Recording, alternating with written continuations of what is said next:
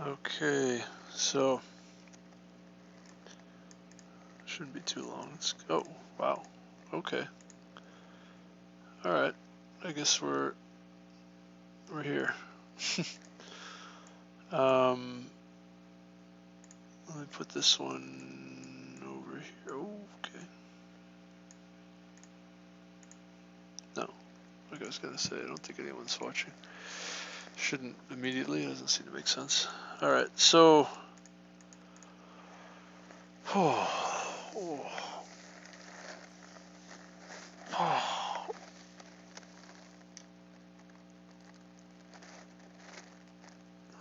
It's too much to think about, man. Too many things going on at once. Do you know what's faster than the speed of light? I should make a video. You know, properly give it like certain degree, certain problem of context, right? Like you need to have something.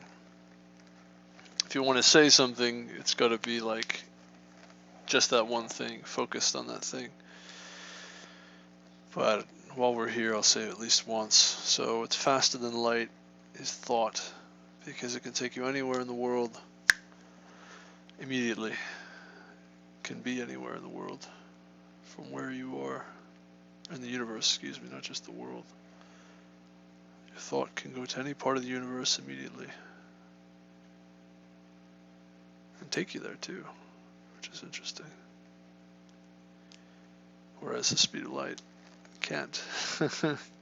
not immediately anyway.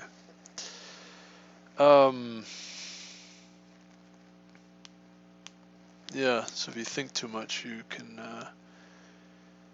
end up in a tough spot where you're just real overwhelmed. So what I wanted to talk about, I wanted to get some more time in here. The idea is I'm going to solve all of these problems. There's about 150 problems to go through. We'll go through all of them, one by one, slowly but surely. And it's going to be about a month, I think, we'll have done to do them. Something like, I don't know, what is 150 problems over 30 days? Yeah, 5 problems a day. Yeah, that's about right. The average. If I'm like really trying, it's maybe 10 problems. But I might miss days, or some days I don't get it all the way through, don't get all 10 or whatever, for whatever reason, start slow down. Yeah, so let's get through all these problems, and then I've got to decide what to do next. I think I should just focus on what I'm doing. Once I'm done, I can sit down and think about what I want to do next, How about I do it that way? How about I do it that way? Like, it doesn't need to be, I don't need to be like backlogged constantly, constantly behind in life, because it just like won't give myself rest, like just relax, figure out what to do next. I don't even know, man. I don't know what to do. I can go back to the Project Euler problems. I can also, maybe better than that, though, would be like focusing on things that make money. Yeah. And then find a woman. Find a wife. Find a wife.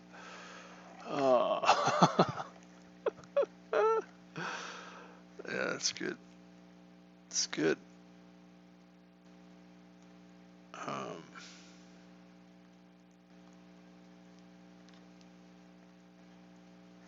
My soul.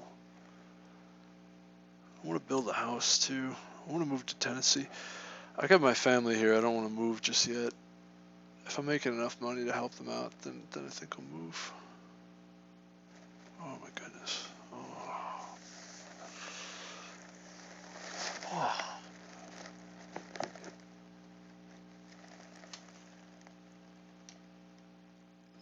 Brain is in another world right now. Okay, how about this? Let's just do these problems, right? And then go to bed. It's better than meandering about here. Yeah, okay. All right, so given a sequence S consisting of n elements, generate all k combinations of S, i.e. generate all possible sets consisting of k distinct elements taken from S. The number of k combinations for a sequence is equal to the binomial coefficient. Right, so the way I approached this was using... Oh. This doesn't look too complicated at all. This took me a long time to do. Reduction, and you have... This took me forever to do. I remember this. I remember going through this. So the way it works is this is all permutations. This is just generating permutations. Yes, that's really it. Yeah, and what do they call that? Bounded permutations. So, you know, we don't do all the permutations. We just do the permutations up to up to 3 or what have you. Yeah, k-sized permutations. So there's a stack. There is a set of sets, and we're going to reduce over the set of sets. We're going to map. So we've got this recursive function that basically you map over all of the remaining values in the set, what's sort of past the particular index that you're looking at, and you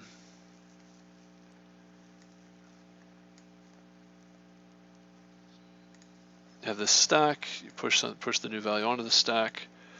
The backtracking sort of happens automatically because, well, for one, this is Clojure, so all the stacks are persistent. Every function gets a new stack, and also once the function call ends, it's sort of a DAG-like kind of a structure that you could think of it as a search over a DAG. Basically, at each leaf, you not only do you stop, but at that leaf you kind of terminate early, but you also that's when you return the leaf and you stop at the leaf, right? And the leaf is defined by sort of a certain depth in the DAG. You could think of it that way, like a tree, where the tree, the number of branches are sort of the number of remaining elements. Excuse me. And so map works nicely if you're traversing a DAG. DAG is a directed acyclic graph, which it's like a tree-like structure, basically, although it's directed rather than undirected. Yeah, and then you can just perform a reduction. So this is kind of interesting. It's got this if to sort of have the base case defined for the leaf. If it's not a leaf, then what you're going to do is gather sort of recursively all of the sets and push those into a set of sets and return that. On each of these sets, we're going to be, it's actually going to, the way to think about it is select an element, right? So let's say if it's like 1, 2, 3, 4, 5, select one of those values and figure out what all the k permutations to the right of that value would be. If that's sort of the first element or the smallest element you have in the set. Gather up all those permutations, having picked that particular beginning point, and then gather them all up into a set of sets. And that ends up being really, simple recursion, and works out nicely. Just I think the issue that I had was that I really struggled with actually setting this up properly. And everybody else just seems to kind of use like a filter on a power set, where the power set generation is a rather simple thing to do. So I just check this every so often because it went black one time, and it was embarrassing. I didn't realize I also had some text on there for a while. I didn't realize. So yeah, yeah, real simple. Okay, simple enough. So now we go to the next thing. Let's go to 103. This is going to be a while of just kind of going over things I already did, but that's okay. Write Roman numerals. Could show you this solution. So this one is the inverse of problem 92, but much easier given an integer smaller than 4,000. Return the corresponding Roman numeral in uppercase adhering to the subtractive principle. So now we're going from 1 to I and 30 to XXX and 4 to 4 and et cetera, et cetera.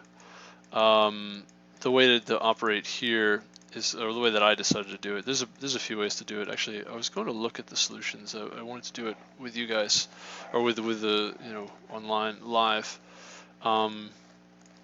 Basically, what you can do is you can go digit by digit, right, and then just map the digit to the appropriate sort of selection, and that works out pretty nicely. There's only like each, like for instance 30, or the 3 here, the 30 here would just be XXX, and then next would be this 0 would just be nothing. Actually, anytime you see a 0, you can just use nothing, and that's pretty much it. You just take that digit, convert it to whatever represents that digit for that place, and then concatenate each of those, and yeah. That's what you do for your Roman numerals. That's what I did. I know that you have to do it that way. So I rewrote, the sort of the digits routine that I had written previously. Kind of narrowed it down a little bit. So you get the number of digits, you get this digits helper, which is an iteration, and then you just, or rather it's a reduction. It really should be like digits read and digits reduce. So digits reduce, and then you just reduce over. So you get the digits, right? And then this is the map. You're gonna map each particular digit wherever it is to its corresponding Roman numerals. And you gotta kind of, now I had to do some finagling here because you got to get the digits with the range, the way that I set the map up. There's another piece of like which place you're in, if you're in which tens place. This is like the 0, 10 to the 0, 10 to the first, 10 squared, 10 cubed, right? Place that I mapped these sort of submaps to. And so this is, you would map the digit here, but you also want to know the position, the place. And so you actually you get the digits, then you reverse them, then you map them together with this position, right? That represents the 10 raised to some power, and then you process each of those results using getin. Map that over this numeral map. Using this sort of as like a function. And then you actually need to reverse your results because you got the digits backwards, and then concatenate those results. Kind of confusing why there's all this reversing going on. I didn't really take the time to figure out why it needed to reverse things, and also like how I could avoid needing to reverse things. I just kind of poked around until the reversing worked correctly. Just kind of funny. It's like, how's that for machine learning? You just try a bunch of stuff until something works. I feel like that's how people actually learn, generally speaking. It seems to be. So anyway, yeah. So that's the solution. Nothing too fancy. Let's take a look at their solutions. I wasn't too impressed. What did we do? We said 104. Yeah, I wasn't too impressed. I think I remember looking at these and I was like kind of, let's move to 105 next. Yeah, no one did anything particularly like, what do they call that? Oh no, actually I take it back. No, this was kind of clever. Yeah, I thought this was good. I take that back. I thought this was clever. So what he did was he turned the, performed a zip map, right? And of of the sort of, not just the tens place, but like 1,000, 900, 500. He actually used sort of like more like a unitary kind of thing. And the edge cases where you have 900, 400, 90, 40, 4, and 9, right? And then everything else was sort of just 10 or 5. And then he said, okay, I'm going to actually go each of these numerical pieces one by one and subtract them one by one. And whatever piece I subtract, I'm gonna plop in the right symbol. So the effect of this would be like if you had 10 3 times, you'd end up printing 3 X's because you just subtract 3 times.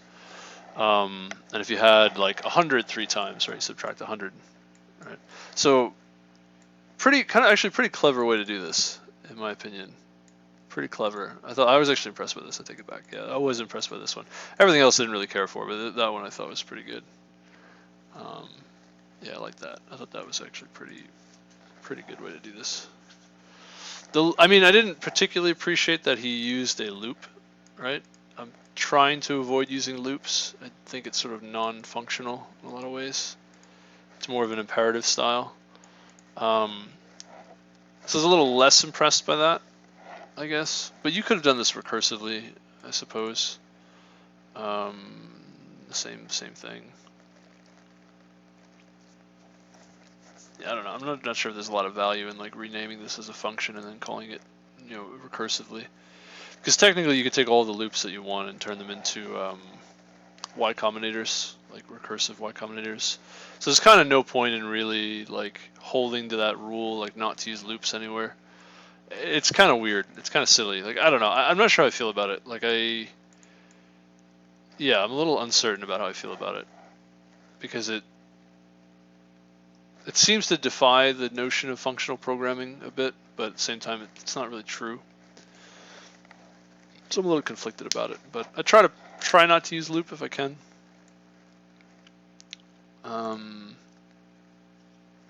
Although it's effectively the same thing as using I don't know. It's probably fine. Maybe I shouldn't be so avoidant of the loop, but I'm afraid that if I use loop too much, I'll end up writing things in a way that is more imperative than functional.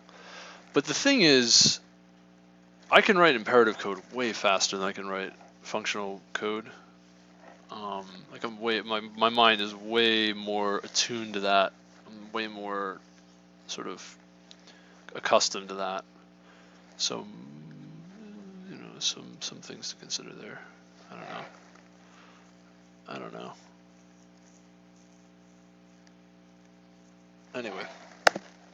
Anyway, so yeah, that's that problem. I'm not sure. Yeah, I mean, you got to use loops. Like, it's kind of yeah. Maybe I should just use loops after all. Someone was actually this site doesn't even have reduced anywhere in the program, anywhere to be used. So I'm thinking like, don't use reduced at all. And then someone had suggested to me not to use reduced, or if you can avoid it. So maybe it's better to use loops and recurring recursive functions is like, you might as well use a loop. It's kind of the same thing.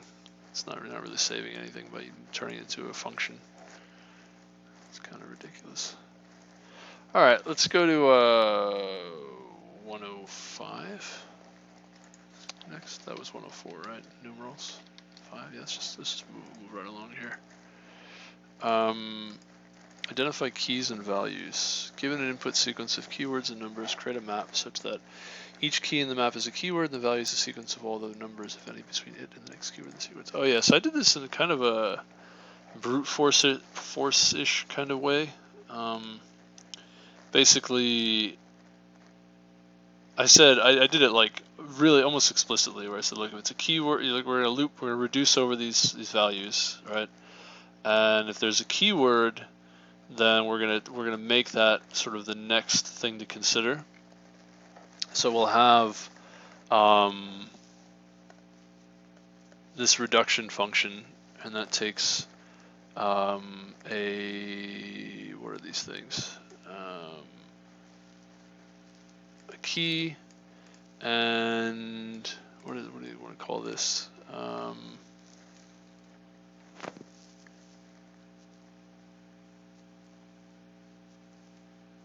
What do you call this? This is a map. Yeah, this is a dictionary. Right, so we're going to update the dictionary as we go. Is that right? Oh yeah, they want a dictionary. Yeah, okay, that makes sense. So we will update this dictionary as we go, and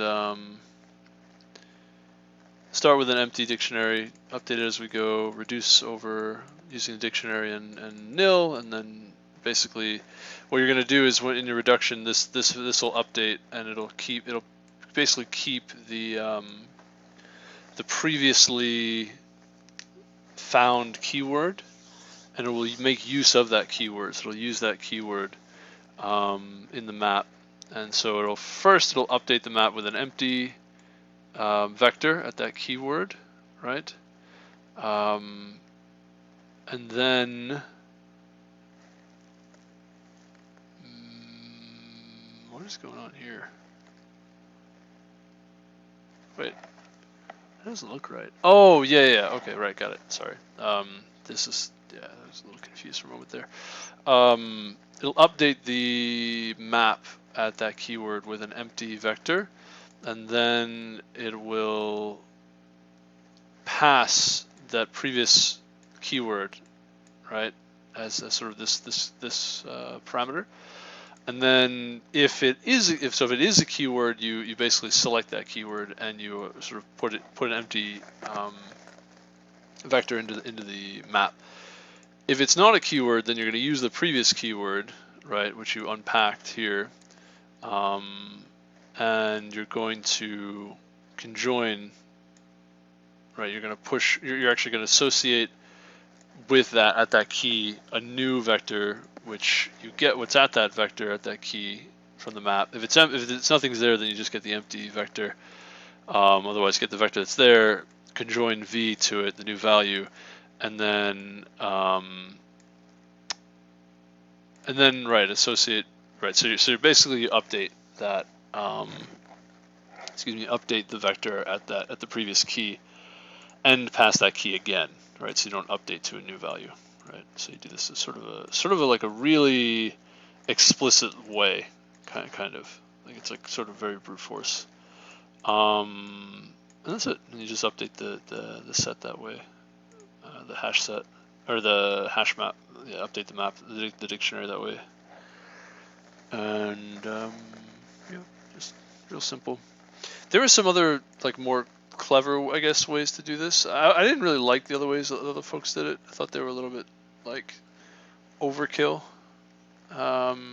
No, I shouldn't say that. I thought they were okay. I thought they were kind of clever. So these two I saw were pretty neat. So what they did is they partitioned over the keywords, so it would split. It basically would create sets of the values where a new keyword would, if it changed in value from keyword to not keyword. So what you'd end up with is things that are keywords would be sort of the first set, or not keywords, and then the next set would be the things that are not keywords or keywords, depending on, like, if you started with keywords, the next thing is not keywords. If it started with not keywords, it would be a set of not keywords and then a set of keywords. And the effect of this is, assuming things are well formed, you'll end up with one keyword, a whole bunch of items, one keyword, a whole bunch of items. But you may realize that, well, you could have keywords next to each other. In other words, should have empty lists for those keywords, and they handle that case here. So what they did is they partitioned into keywords and not keywords, right? A whole bunch of these, and then they partitioned that into sets of partitioned by 2. So now you have these sort of paired off as keywords, not keywords, keywords, not keywords, right? So down the list. And then they performed a reduction where they zip mapped, which is, what is that? AGG, KV, right? This is sort of the aggregate result. And what you do is you first push a zip map over, if you reverse K, which is, what is K? There's V. What is K? K are the keys, right? So you reverse the keys, which is kind of an important note. And then what you're going to do is append the V, which is the, so you have key, so now, so okay, yeah, so this is what you do. You now reduce over these sort of pairs of keywords and keywords and values. Reduce over these pairs, right? And what you're going to do is reverse the list of keys, zip map. Yes, that's very interesting. Okay, so this cons v, this is all of the values in the sort of things that are not keywords. You're gonna reverse the keys, so the key that's all the way to the right is gonna now come to the front, and you're gonna zip that with the all the sort of quote unquote non-keys, and then everything else is gonna get mapped with the rest of this list, which is just a repeated empty sequence. So all the other keys get mapped with nothing, right? So this is how you can handle the case where you have a whole boatload of keys in one spot rather than just one key and a few things coming out after it. And then you just push that into this return, what do they call that? Return into this hash map, actually. So yeah, the hash map that you're going to return, you just push all of those pairs into the hash map. And as it turns out, the way it works with the hash map is if you push a pair into a hash map, you'll end up with a key in the right position, and then basically the pair will be interpreted as a key value pair. So this works out nicely.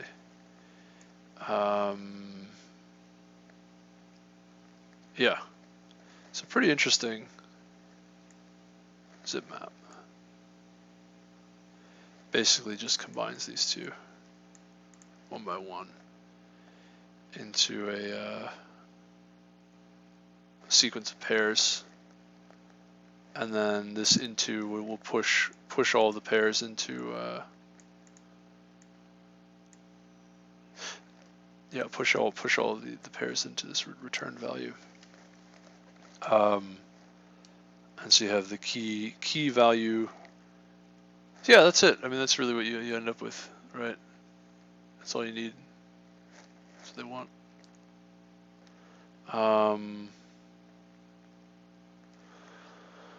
So yeah.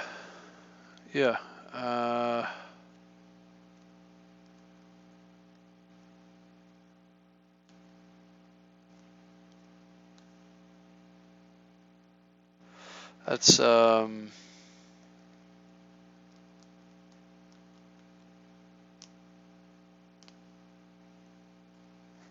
sorry, some kind of a lot to think about the past few weeks, past few days even.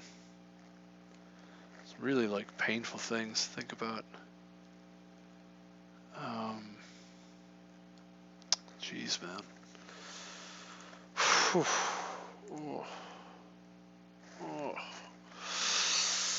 Can't wait to go to heaven, you know. Think about that a lot.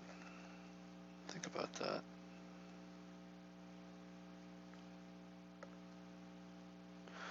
Anyway,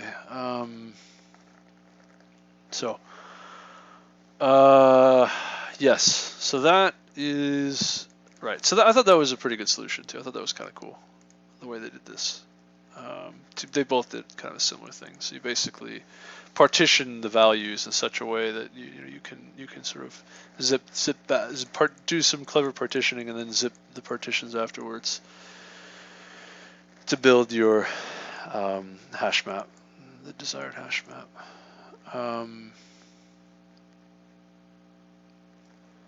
I think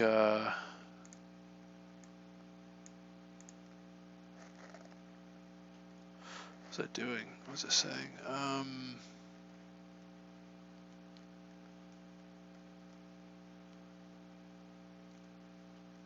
Man. Yeah, it's a lot of pain. That's a lot of pain just to think about. Sorry. Not really privy to all the things that go on in my mind, but there's a lot of things to be sad about, things to be grateful about too. Although I tend not to think about those things too much. Don't even know them. I think about them so little. They're never in my mind.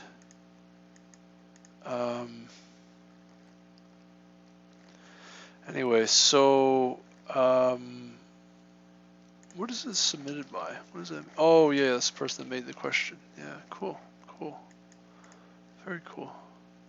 So the next question. Let's look at the next question.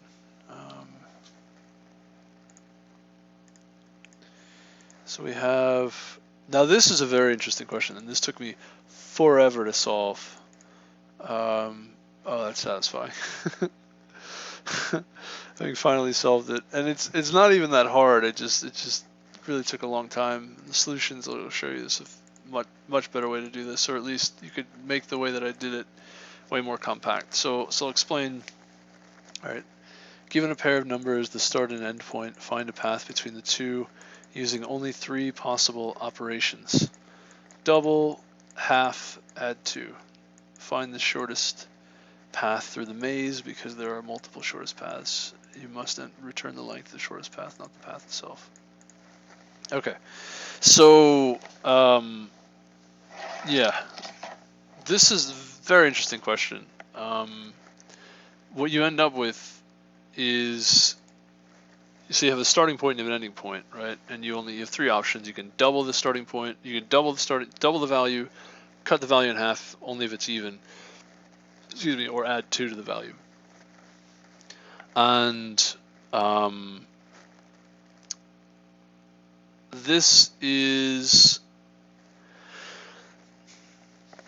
it's an interesting question because you could have, so you might, my first thought was to maybe try to use some kind of recursion where you say, okay, let's explore all 3 possibilities sort of one at a time, right? So go through, so say, okay, double it, and then say, all right, what's the shortest path from that doubled value to the target value, and then compare that to the shortest value from the halved value and the shortest value from the adding 2, right? You get 3 different numbers. You can compare the minimum path from those 3 different numbers to the ending number, and just take the smallest path of all 3 of those, and you're done, right?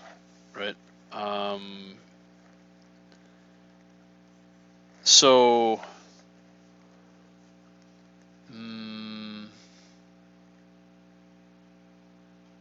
the problem with that, though, is none of those operations will ever terminate. There's no base condition. There's no actually terminating condition, because you could just double your value indefinitely and keep trying, right?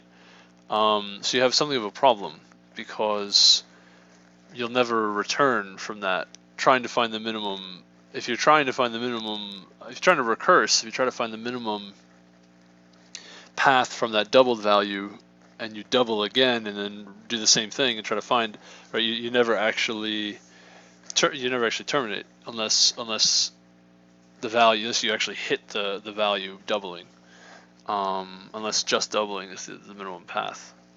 So you hit kind of an issue where this looks like a graph, sort of if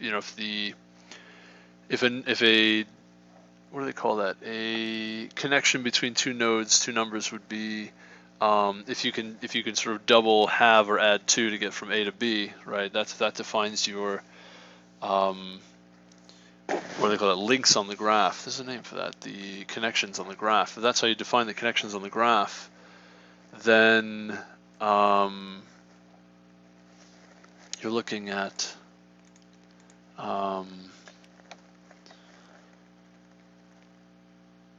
if that's how you find the connections on the graph, then you are looking at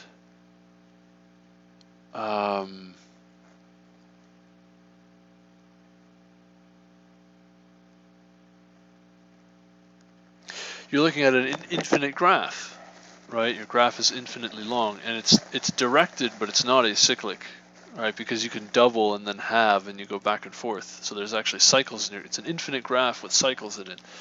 So pretty challenging graph to traverse using a graph traversal. But as it turns out, this particular problem is sort of easily handled by a breadth first search rather than a depth first search. So a depth first search would be impossible because it's too deep, right? It's infinite.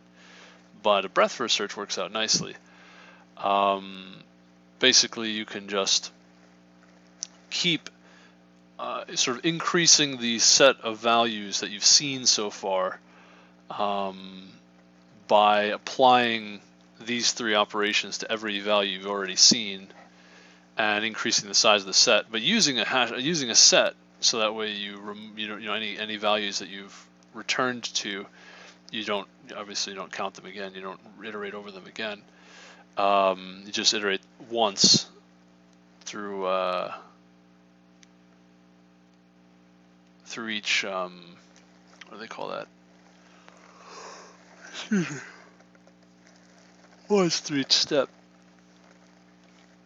And in fact, you can even go further and really only want to iterate over the new values. You don't really care so much about the previous values. So you might even want to create a set of new values, push those into that set, and then take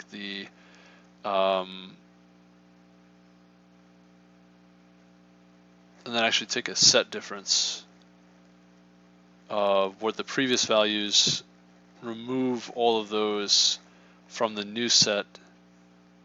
Yeah, whatever's in the previous values, remove those from the new set of values that you've created.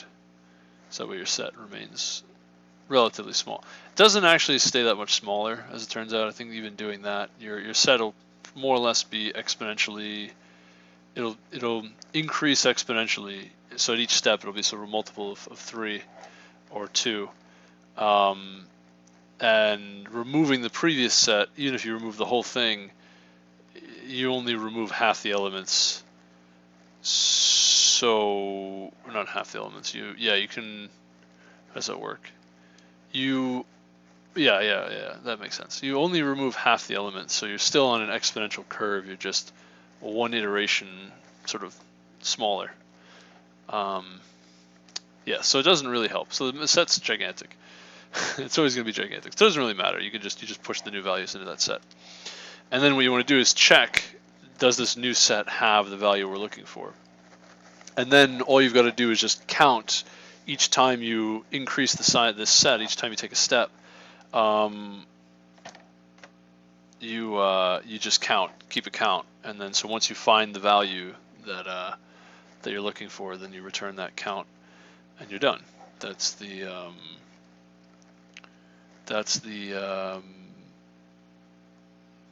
how many steps it took in the breadth first search.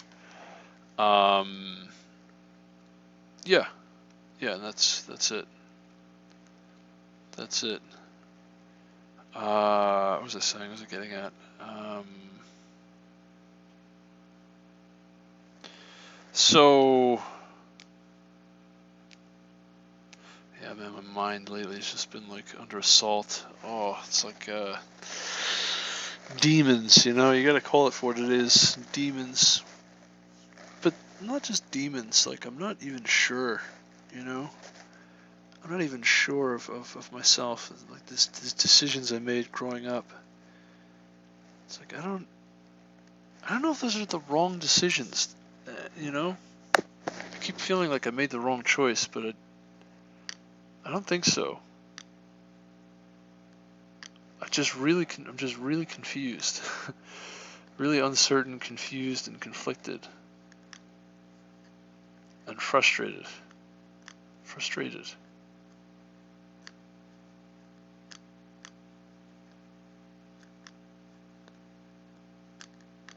I don't know, man.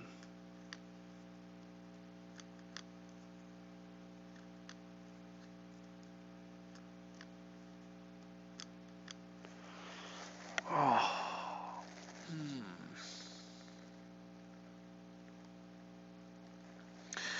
A lot of pain. Incredible amount of pain.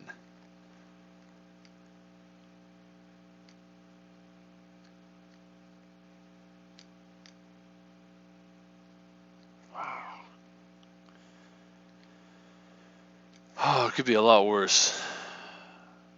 Oh, it could be so much worse. Oh, it could be so much worse.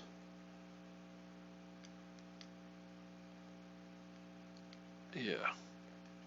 Those things are all in the past. All those demons and quote-unquote poor choices and things I'm not even sure were the wrong choice. I'm not sure that I made the wrong choice. You know, when I think about it. Wrong choices. Actually, I don't think so. When I think about it.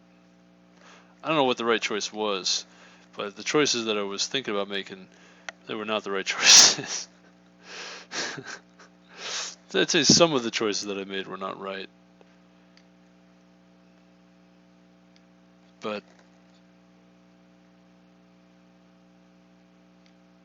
I don't know, man. I don't think so. I don't think so.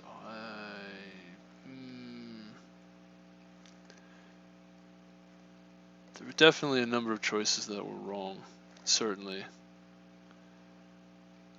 But I'm very conflicted as to like what choices did I make that were wrong exactly. Which ones were the wrong ones? I don't think I'll ever know. Really.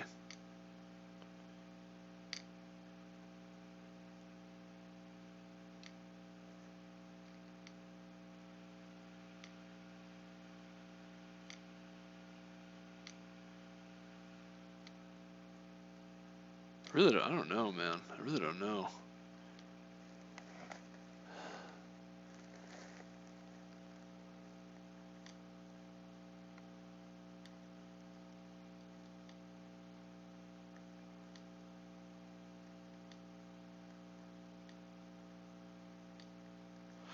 What am I? I'm 27, right? So I can still figure things out.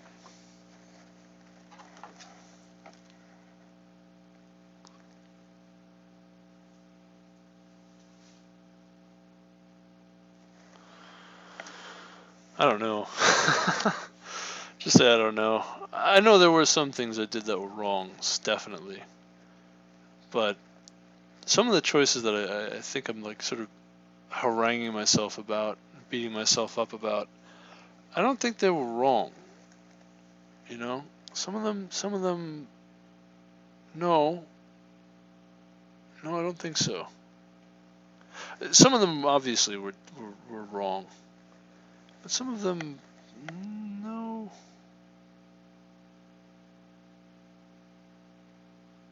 No. It wouldn't have worked out. I mean, really wouldn't have worked out, some of these things. They never could. And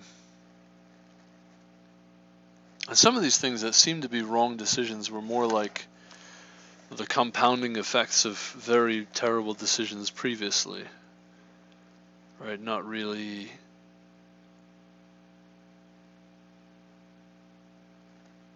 that,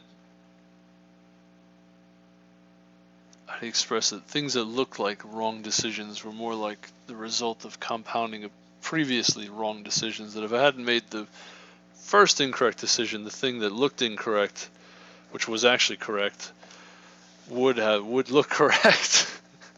Confusing as that is.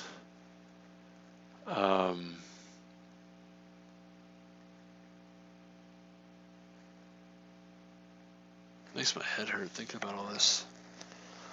Makes my head hurt.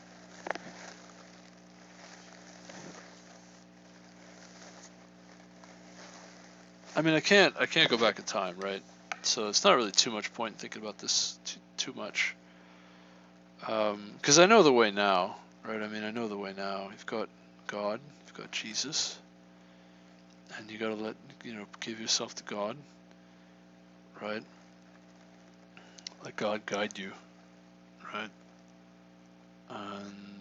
that's all I can do now, anyway. So I'm not sure there's too much value in rehashing. You know, there was a fellow, Stefan Molyneux, I bring up quite a bit every so often in my videos. I mention invoke his name, and he was it him? Someone was saying it's worth thinking about and going over sort of your past, like sort of the pain, right? The things that come up and resurface in your mind and your brain. It's worth thinking about it again, going over it again, because there's something to learn, right? I think it was, who was saying that? Was that him? Someone was suggesting basically rehashing sort of things in the past, thinking about it again. And I realized, like, well, for one, you don't have a lot of brain power from your day-to-day to begin with. I mean, it's really extremely limited. I mean, there's a fellow named James who I saw recently, and he was the valedictorian at my high school when we were growing up. I was a kid, and I forgot his last name. Like, I consider him a friend. I wouldn't say a close friend, but definitely a friend, more than acquainted. I guess close. I don't know. Close, not close. I'm not really sure. But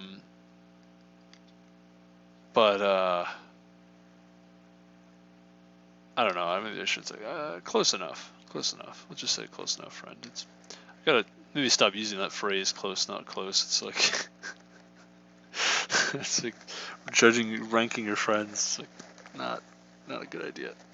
But anyway, I forgot his last name, and I couldn't remember it for the past 2 days, and I was like, man, I'm spending all this brain power just trying to remember my friend's last name. I kind of just like really hit home how just incredibly, unbelievably, what's the word? Like, I don't want to say incompetent or weak or just just human and finite we are after all. How human and finite I am after all. It just kind of strikes me. It's like extremely human and finite, painfully human and finite.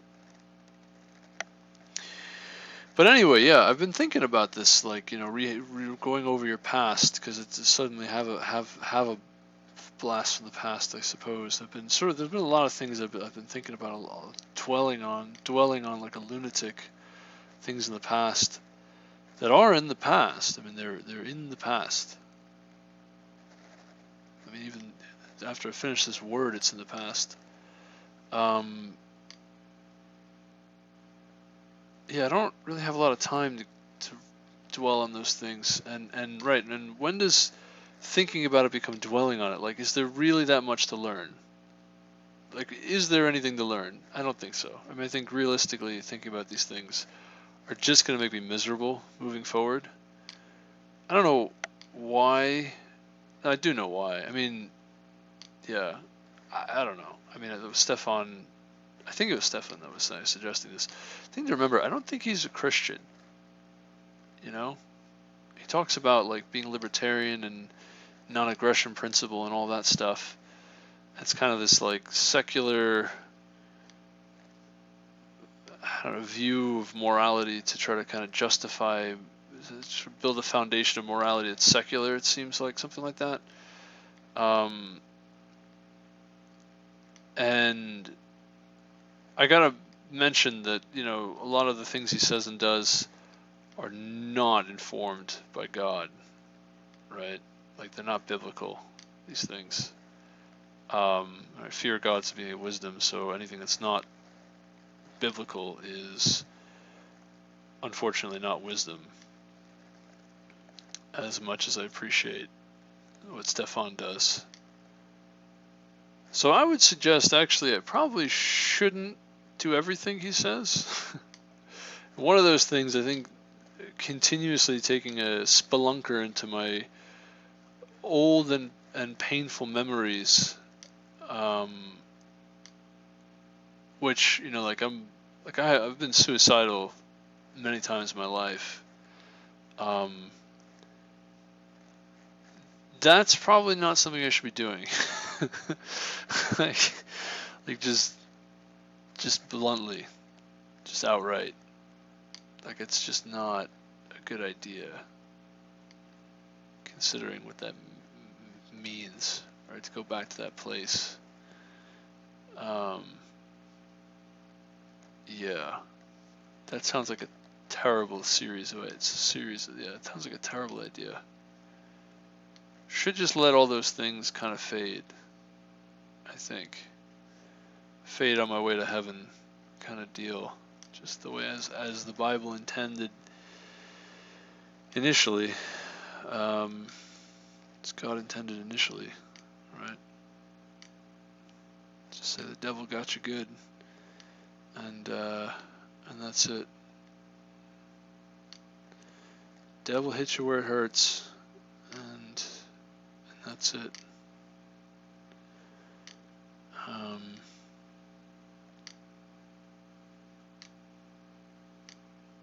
Yeah, you were tempted, as are all men. You failed. And that's it. That's all the thinking I need to do. You know, gotta move on, man. Like, jeez. It's nuts. It's nuts. Like, torturing yourself endlessly. It's just insane. Don't do that. What's wrong with you?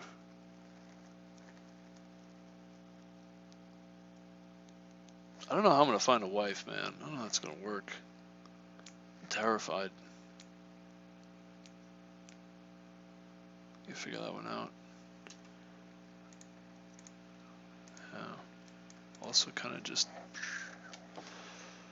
echoing into the void my words. It's like, yeah, I realize it's kind of tough thing that I'm doing now. It's a very lonely thing I'm doing here. Learning Clojure that no one cares to know about, quite frankly. Quite frankly, nobody cares. Not a soul on this planet right now cares about what I'm doing, except for me. Anyway, I guess that is kind of lonely. Yeah, made even infinitely more lonely by diving into the deepest recesses of my mind for the darkest thoughts that I've had. To revisit those now, when I'm all alone out here trying to solve these problems. That is insane, man. It's nuts. Now's not the time to be revisiting old thoughts. I think it's not a terrible idea, but like, you probably should revisit these things, like, you know, after a point of redemption, not like when you feel like you still need to be redeemed. Well, I guess you could argue that, you know, having Jesus, having met God now, it's sort of redeemed, I guess, right? So these things, revisiting these things, not so brutal. So anyway, so the approach you take is right, a breadth first search. So basically you generate the next set, see if you found the value in it, so the count will be 1, and the next set count is 2, next set is count is 3, and you approach the problem this way. And you know, I sort of broke it up into a whole bunch of pieces, and I probably should have just used a loop to get my sort of think things through properly. And the solutions, if we look at them, basically came down to what did they do?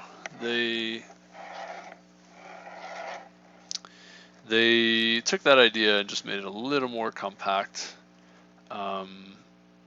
These solutions, but I think most of them have a similar kind of idea.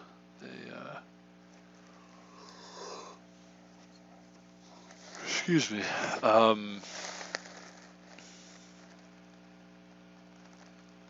Yeah, this loop checks, do we have this value that we're looking for in this set of values? If not, mapcat basically will call this function on each value and concatenate that into the next iteration, and just keep increasing the set. Actually, it looks like it didn't even bother to make a set out of this thing. Just plain old, I guess used a list or a vector list, something like that. Oh no. Oh no. These are vectors. Take it back. So yeah, it's operating on vectors, concatenating vectors. Spread of x would just be, right, you map to each of these x's, you map a new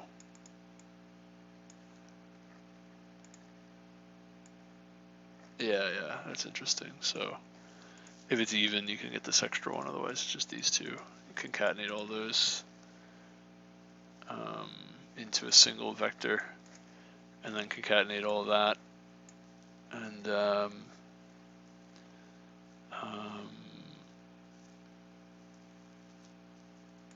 yeah, just loop.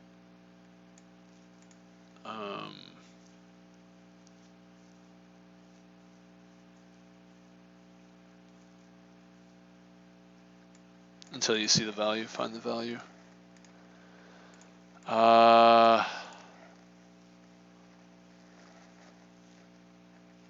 Oh my goodness, man, my thoughts are still like, jeez. No, it's the same answer every time. It's like, look, follow Jesus. That's it. All this other stuff's gonna get you into trouble thinking about it again. Just don't go backwards. Don't do that. Just stop. Stop. Brain is like turning to mush doing this.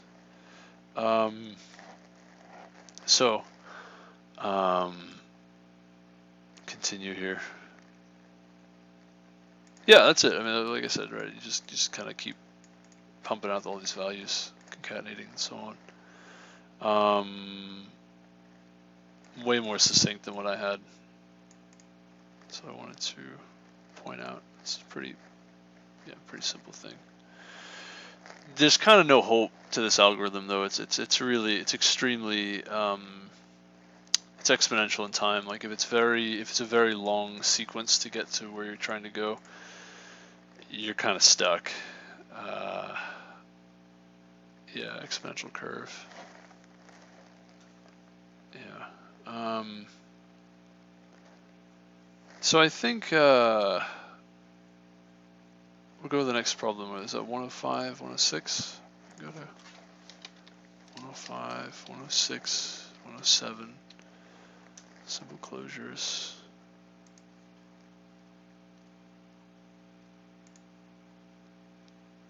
So this is a super simple one as well. Yeah, man, I'm thinking like maybe I shouldn't be spending so much time on things that like I'm not really getting paid for, something like that. Like, what's the point of anything that I do now, right? Like, this is not okay. I gotta calm down. I said I was gonna do this. Let me just finish it. It shouldn't take me much more time. Maybe another week or two for going through this. Let me just like stick to what I said I was gonna do, and then I don't know. I'll figure it out from there what to do next. Take a breather though. Take a break. Just like ponder what to do, what I might want to do. Maybe take some time as to figure out like what the best thing to do would be. Kind of doesn't matter what I do, given that like, yeah, you know, you have Jesus, so there's nothing else you really need.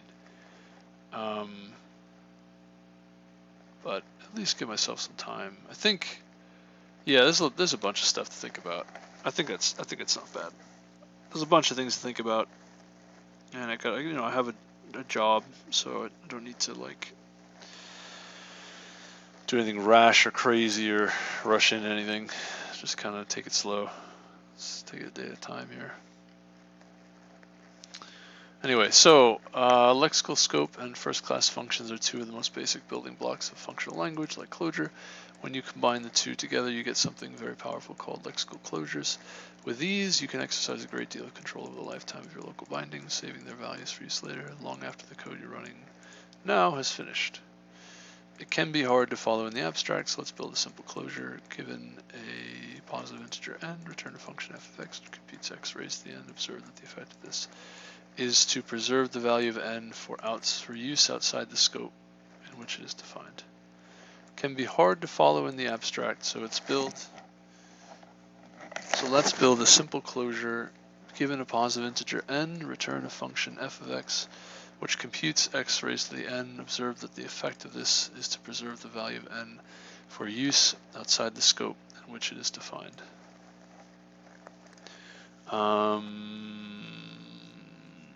Effect of this is to preserve the value of n for use outside the scope in which it is defined. Preserve the value of n for use outside the scope.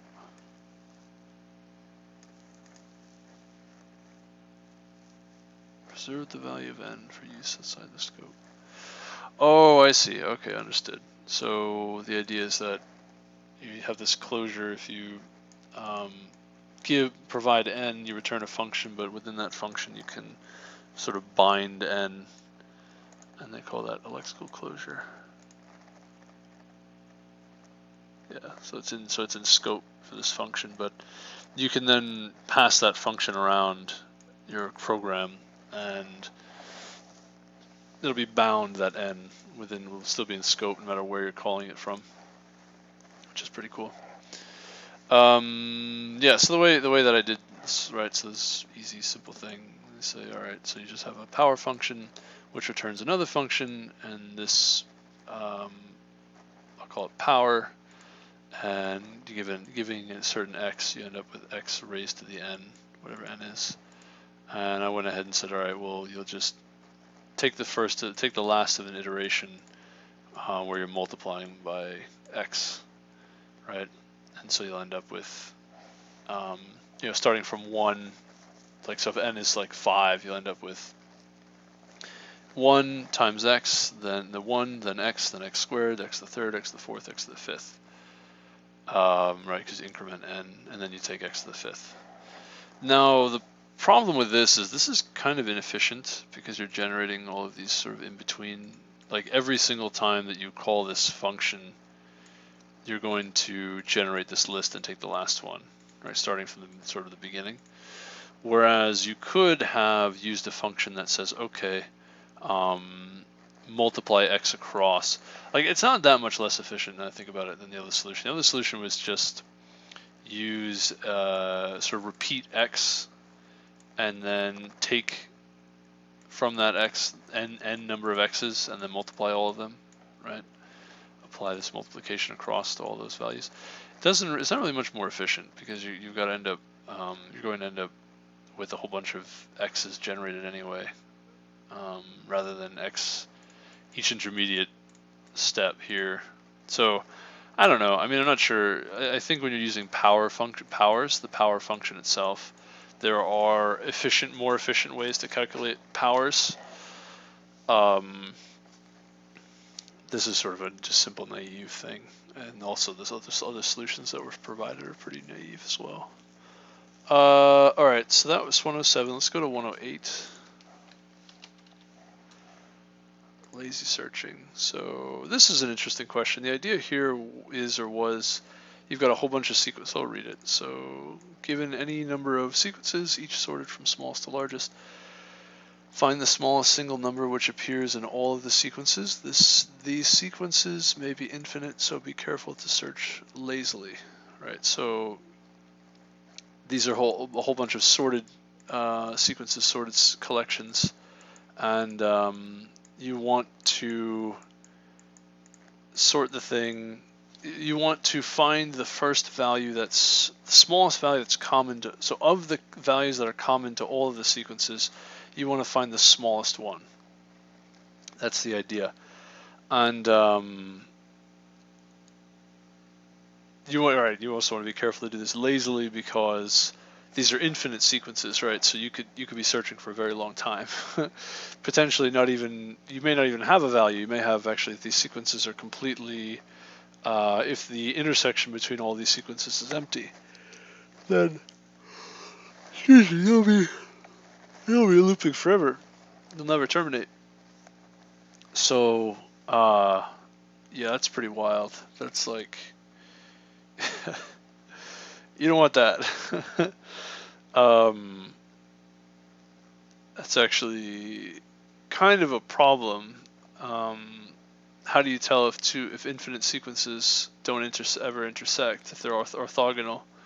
Infinite sequences or orthogonality of infinite sequences. That's an interesting question to ask. Kind of critical if you're going to use this function at all. But yeah, the idea is pretty simple. You just say take from the first set, right, or first collection of all of these collections, take the first value, and then what you're going to do is you're going to compare it with the first value of the other collections. If it's if it's all equal, then you're done. If it's not equal, then you're going to take the next element of that first set, right? So drop a value, first set, drop a value, take the first of that, take the next value, and then you're going to operate on all the other sets, right? So these are what they call, they're like logical lazy sequences, right? Logical sequences. Drop the values in those sets until the value is greater than or equal to this initial value, right? So if it's equal, you stop. If it's greater, then you also stop, right?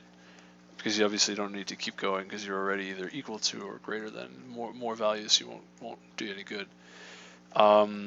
Perform that operation on all the other sets, right? So we just map that function to all the other sets, all of the sets rather. And what you're going to do, and you want to use equal, oh no, not equal rather.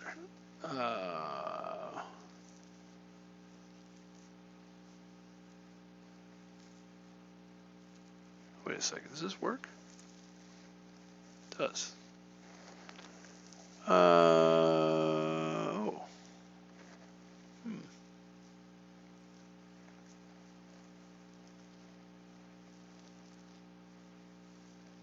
Oh, I'm sorry. Yeah, I understand now. Okay. And right, so you drop all these values. This will also end up dropping the first value from your sequence. Also, this is assuming that your sets are. Actually, I didn't realize that. This is also assuming that your sets are these collections are unique. In other words, this actually won't work properly on a set that doesn't increase as well as being sorted. Like if it has non-decreasing components, you won't actually drop anything here, which is kind of interesting. Oh, wow. Actually, my program is sort of wrong also, and for that reason too. Shucks, man. It's a good reason to go over your program again. But it's also, yeah, it's actually wrong here. Oh, you gotta be kidding me. Yeah, the issue is that if you have non-decreasing, then your first set, like the idea is that you grab the next element and you'll automatically drop the previous element because it's going to be less than the next element, but that may not always be the case. So actually what you're going to want to do is explicitly drop the first element. Oh man, shucks. Gotta be kidding me. You have got to be kidding me. Wow.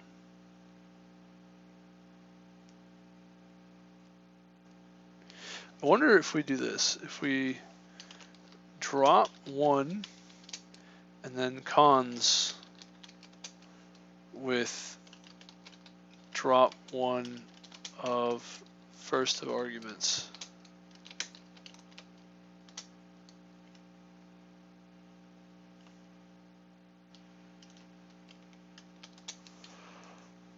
I wonder if that works. I think we need a couple of these in there. One for the drop one for the cons.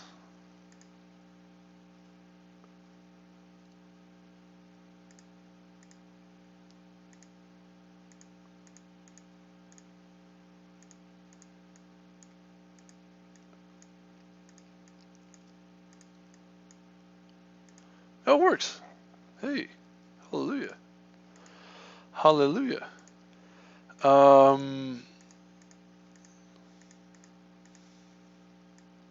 So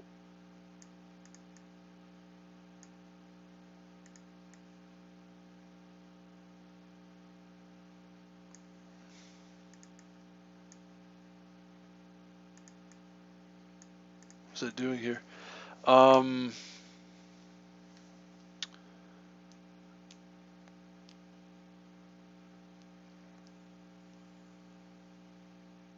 Yeah, okay. I didn't want to do that initially because it's kind of ugly. Kind of ugly. So anyway,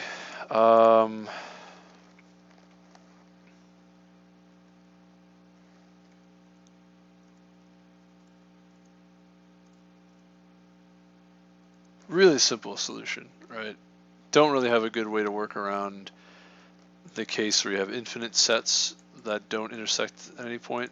They don't completely intersect. Don't have an intersection. Yeah, I don't really have a way to deal with that.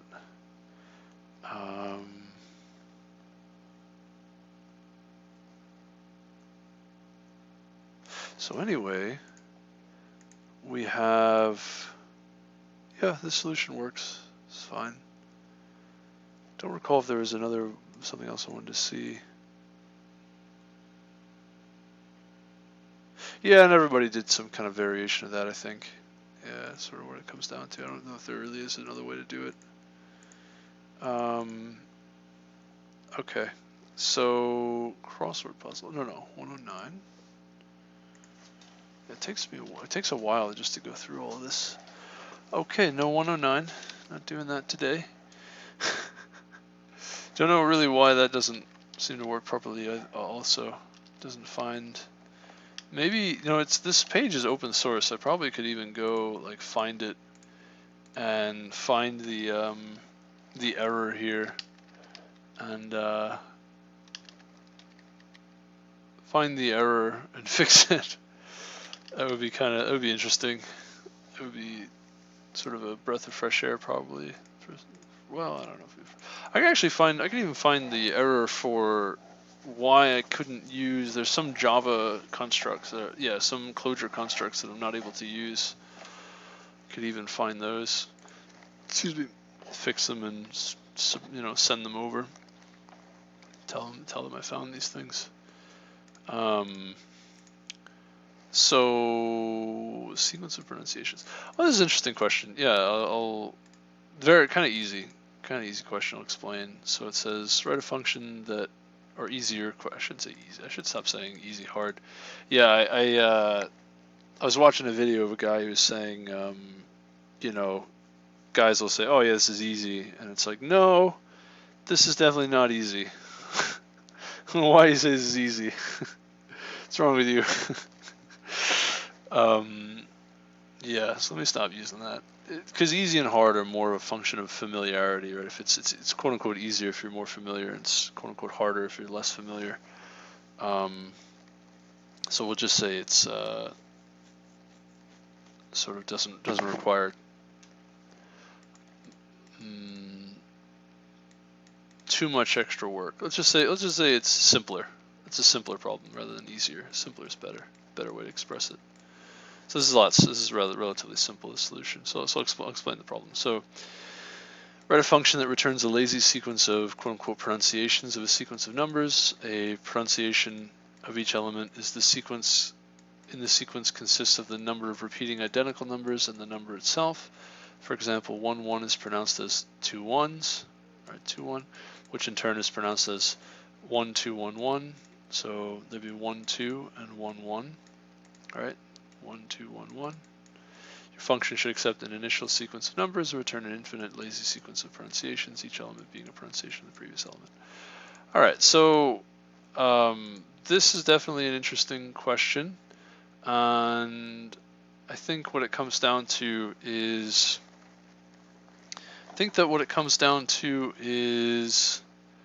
you're basically counting the number of numbers. And that's sort of what you end up with the pronunciation, and you effectively interleave these values. Ironically, I used interleave, but yeah, you push the count of the number and then the number itself. So like 2 of these ones, you push a 2 and then a 1, and then you see a 2, so you push 1 2, right? And then you see a 1, so you push 1 1, and so it's not so much the pronunciation. I mean, it is and it isn't, it's more like counting the number of numbers you've got. It's an interesting sequence. I've seen this question before as well in another place, and it's a neat one. Definitely an interesting one. Kind of simple though, ultimately. So what you can do is just partition. You can write a reduction or an iterator rather, and I just wrote a helper for the iterator to keep it kind of simple. And I said, okay, let's say we're going to partition by the identity, right? So that'll create a kind of like grouping based off of the values that are the same. So you'll get a grouping for 1, grouping for 2, and grouping for these 2 1s over here. Here you'll get a grouping of 3 1s and a grouping of 2 4s, right? So you get these different groupings in sequence. And then what will end up happening is, and then after that, we'll process that grouping by interleaving 2 things. First, mapping the count to each of these pieces, right? So you'll count, so 3 and 2, right? It'll sort of count each of the sides of these groupings, and then you're also going to count, you're also going to get the value of these groupings. So all these groupings are going to be non-empty by nature of partition, and so you can just get the first element, right? I was trying to think of like any more clever way to do it, but just getting the first one is simple enough.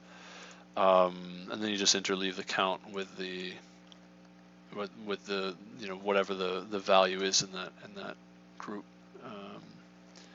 and that's it. Yeah, you interleave these things, and that's it. I mean, it's that simple. You just partition by the identities, interleave the count with the value, and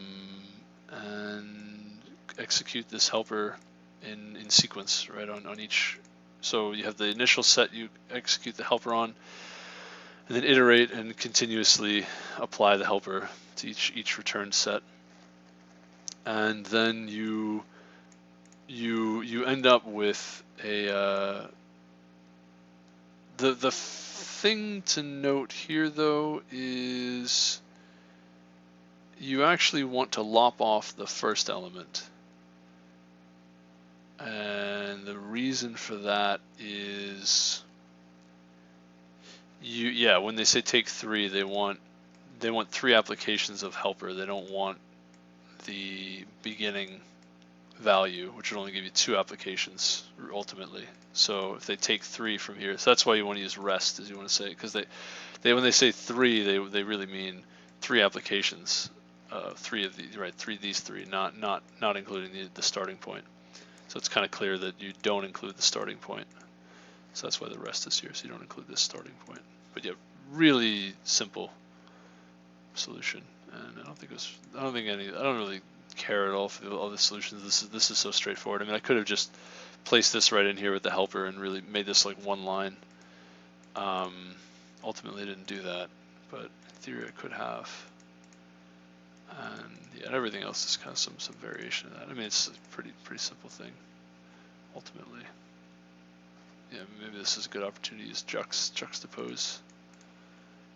I mean, these are all kind of similar things. All right, 111. Crossword puzzle. Okay, finally here, and I just want to like go to bed. I don't want to solve it. I don't even want to look at it. I don't want to, man. I don't want to. Okay, so let's meander through this here. Write a function that takes a string in a partially filled crossword puzzle board and determines if the input string can be legally placed onto the board. The crossword puzzle board consists of a collection of partially filled rows. Empty spaces are denoted with an underscore, unusable spaces are denoted with a hash symbol, and pre-filled spaces have a character in place. The white space characters are for legibility and should be ignored. For a word to be legally placed on the board, it may use empty spaces, underscores. It may use but must not conflict with any pre-filled characters. It must not use any unusable spaces, hashes. There must B, no empty spaces, underscores, or extra characters before or after the word. The word may be bound by unusable spaces, though. Characters are not case sensitive. Words may be placed vertically, proceeding top down only, or horizontally, proceeding left to right only.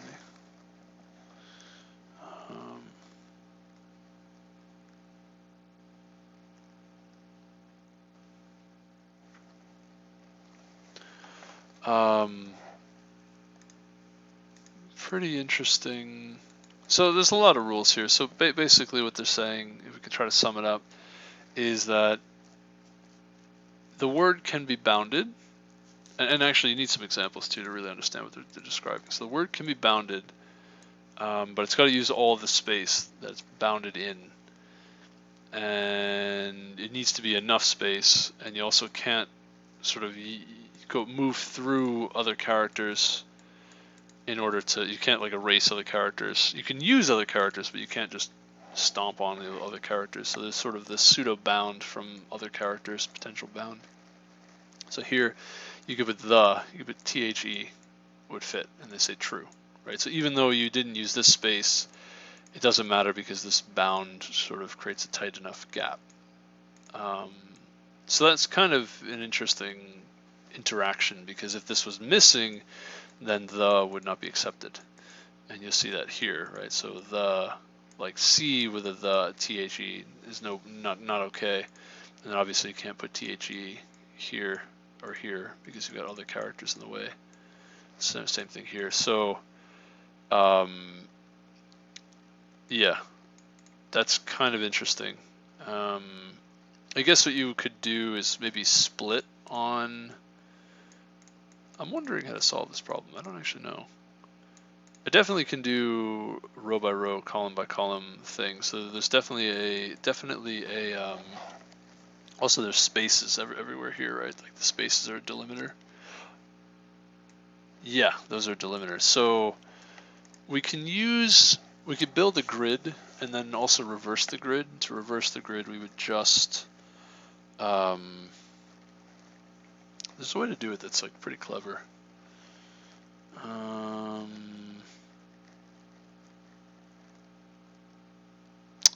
It would be mapcat, I think it's called. Yeah. So what would happen with mapcat is you would take each of these strings, right? Or let's call them. Let's say that we parse them into vectors, right? So we can remove the spaces. So we have these vectors, right? And then mapcat, what it would do is it would take each of these vectors. It would take the first value, and is it mapcat that we want? Clojure mapcat.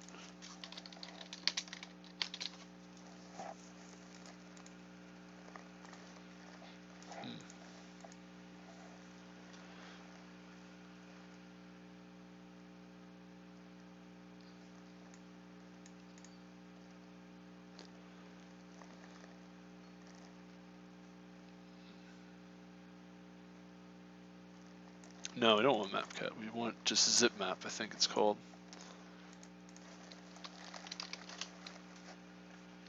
Whoa. Doxed.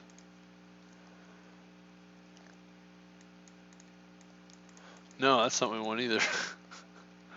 We want, shucks. I think it's just, you just map list. Yeah, I think that does the trick.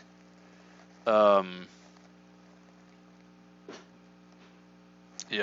I think that does the trick. Either map list or map vector, and it'll take each first element and then apply this function, which is like list, would just put it into a collection. So map list will actually give you the. Now I wonder if I can map vector. Like maybe I can do that. Hold on. Let me do this. Start the REPL, test this thing out. I should keep my voice down too. I think my family's trying to sleep now. So let's see. Let's go over a few collections here.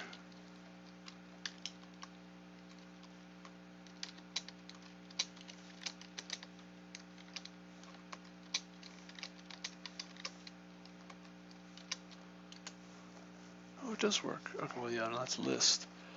But let's try vector. Interesting.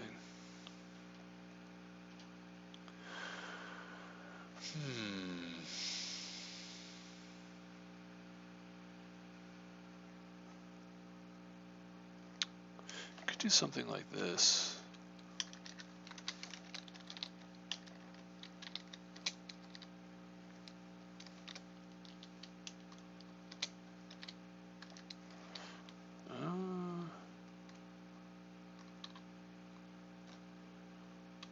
Oh man.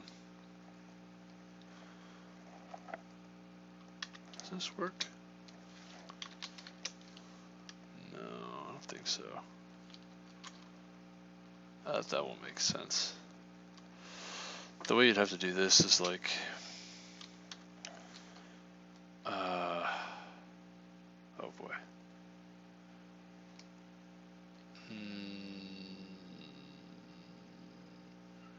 Have to use variadic arguments, which would have to have its own partial function in there. Yes. Would look like this.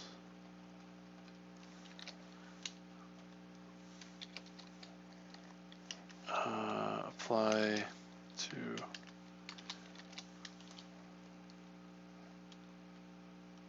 args into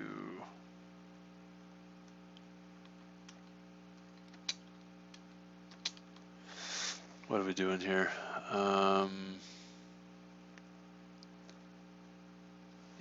Oh no. How do we do this?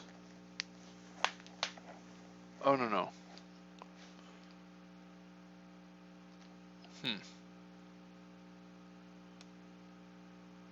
Actually, I think this is the way to do it. It's just sequence of arguments. I think this works as it is. Forgot into actually takes a collection. Yeah, there you go. So you could do that to get a the vector that you're looking for. Also, excuse my, actually I have holes in my shirts, man. Just keep ripping them. Yeah, so, oh, okay. We can use that function to,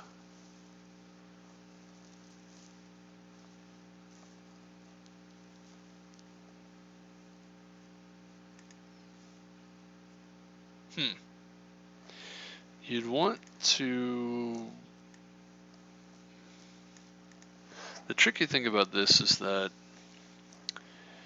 it's got to be over not just a collection of collections, but the arguments as the collections as arguments. So how does that work? You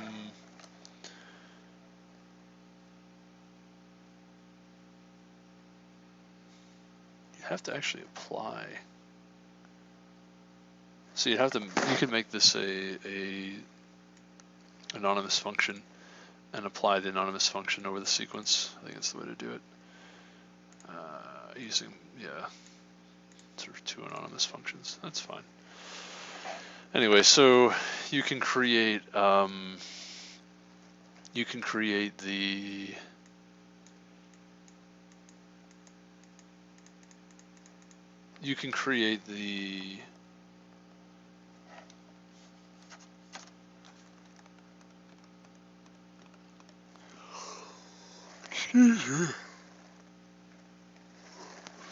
the other board state, right? So this is horizontal and vertical. You can build the sort of vertical board, what the vertical board would look like.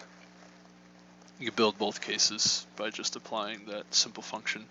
So that means whatever code you execute for the horizontal case, you could just apply the same code to the vertical case, which I just showed is like a pretty quick, simple way to relatively simple way to generate that. And now what you're going to want to do is say, now you can go row by row, and for the horizontal case, consider only the horizontal case, and go row by row and say, I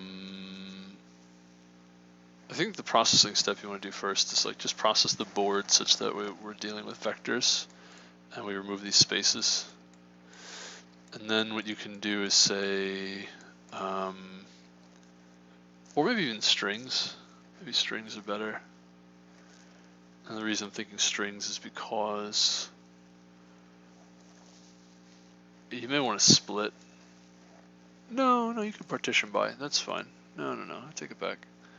No, you want to. Yeah, let's use a vector, and then let's partition by these hash values. Whether or not it's equal to the hash value, right? So then you can actually remove them altogether from consideration, but that gives you the bounds, right? That'll give you this and this, so split up correctly. And you can apply that to everything. Remove these, so partition by whether or not the push into a vector, partition each of these vectors by whether or not this is, and this even concatenates, we can map cat, so whether or not each of this has whether or not the character, whether or not the thing at that given index is equal to this hash value. Concatenate all those results, and then what you can do is apply to each of those, check whether or not you can sort of fill the word in here. And the way that would work is, I guess you would just do left to right character matching. So you would say, if this first character is empty, then it's a match, or if it's the value itself, then it's a match, right? If it doesn't match, then return false, terminate early, return false. If it does match, keep going. And if you make it all the way to the end of both strings, you could also terminate early, like if they don't have the size of this thing that you're looking at. If the size of it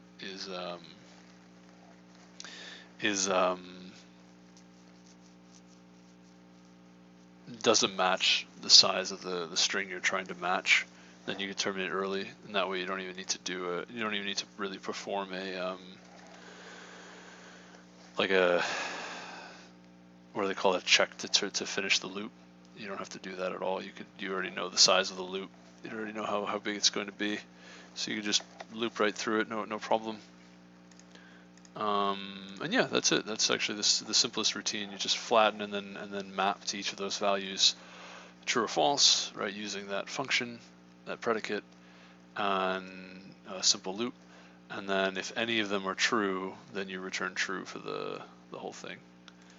And then you're done. And then you apply. You just repeat the same thing on the vertical case, right? Which I showed you how you could generate the vertical case. And that's it. That'll give you, if either of those are true, then you've got the solution. So yeah, fairly simple. Let's see how long it'll take us to code this up, though. Let's start by.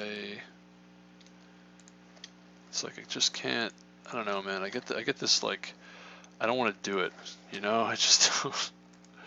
I don't know what I want to do, but I don't want to do this.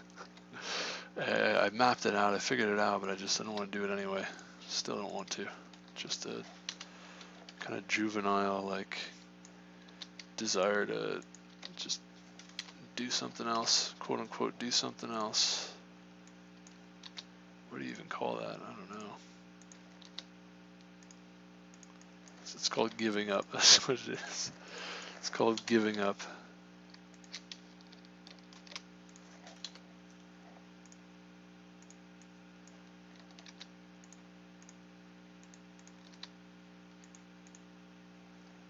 Alright, kind of want to do this also.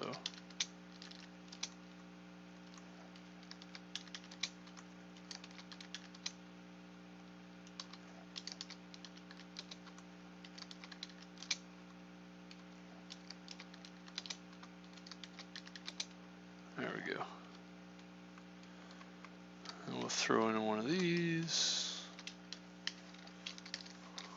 on each of those. And we'll throw in one of these. Actually, yeah. Well, could do this. So if we true here, let's also define crossword. We'll take a board state. All right, so take this and we'll change it to crossword. We'll also do that for false. Wait, really?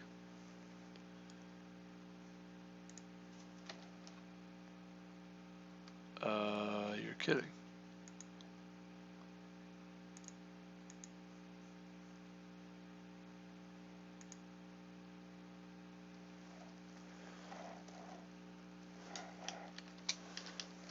This worked. I think too many spaces, but it worked. What also this should be false.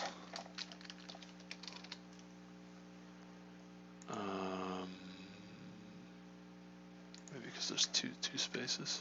Yeah, that's why. Okay. Anyway. And finally we'll just print this. Or even, let's do this one. Yeah, so I prefer this one.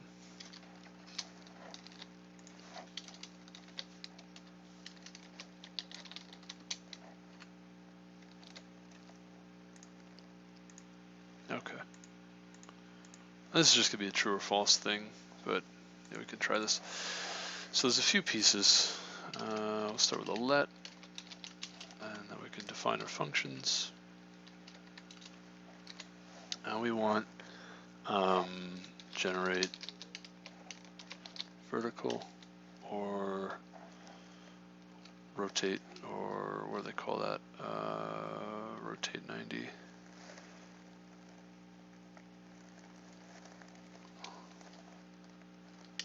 Yeah, it's just rotate 90. That's fine. 90 degrees. Or just rotate. Just call it rotate. Should be simple enough on the from the context. So we want, yeah, we'll take the board. And we'll return another board. And we'll just make this anonymous. This doesn't need a name. And we'll call it. So what did we say? We just say. There's like a sequence of things we do. So.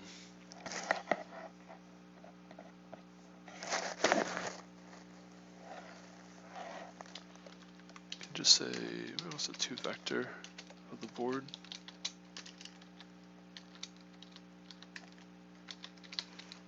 I think we talked about that too.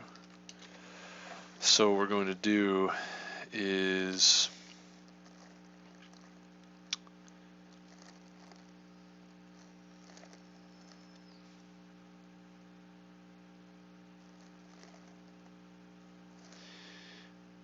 each value in the board is a string.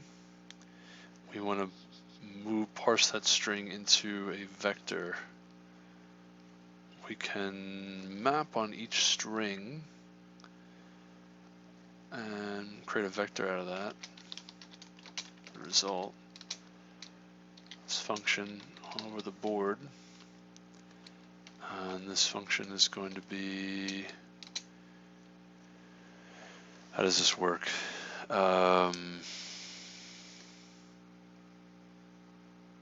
Takes a string and does what with it? Create a vector out of it? Does this work? Can we do this? I don't know. I actually don't know what this is going to do.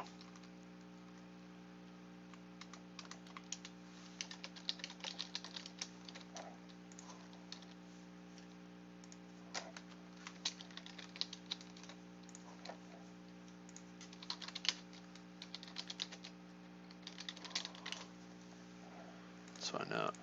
Also, man, my neck. I don't know what's been going on lately. My neck has been in a funky place here.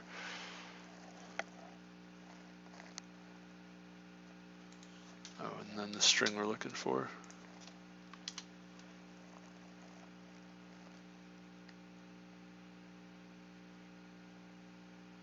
Okay. So we did create a vector, but we've got all these spaces in there, right? That's the thing. Looks like 2 spaces, three spaces in some cases. It's kind of interesting.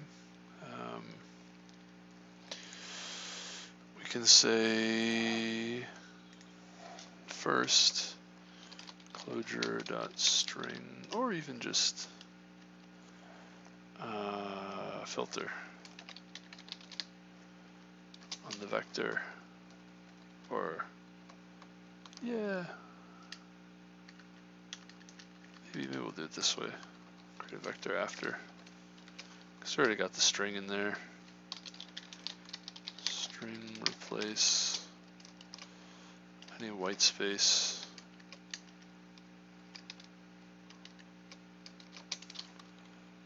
with I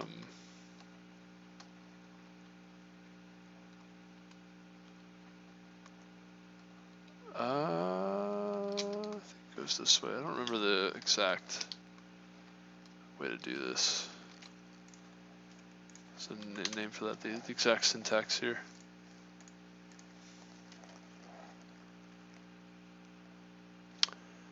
Nice.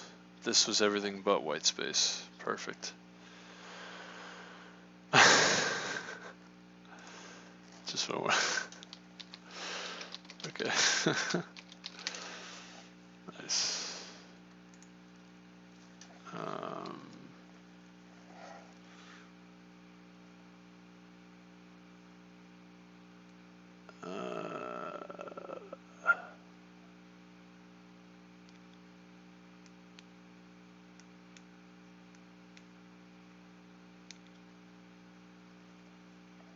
There's a word character. S is white space.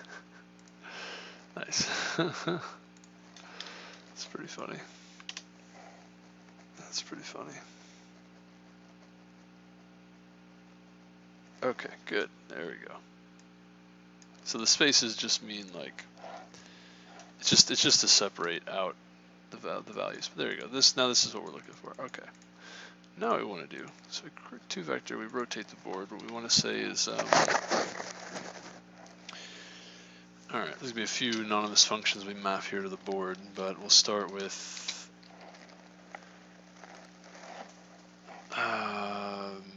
map list vector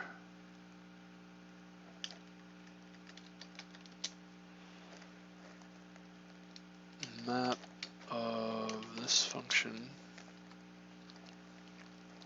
just call it x, which is going to be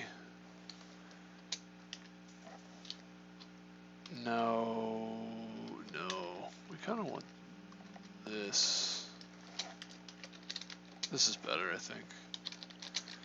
So we call the list first and then vector on that list, because the list takes a variadic argument over arguments. Like the function we end up writing would have to be kind of confusing.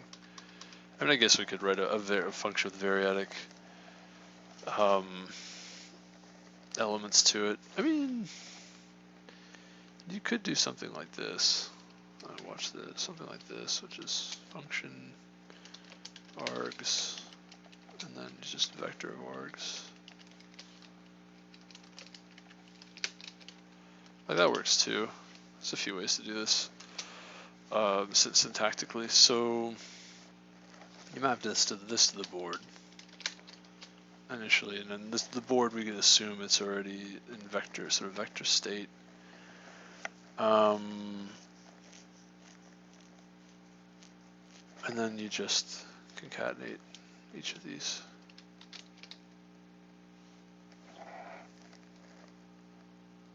Or create a vector out of this.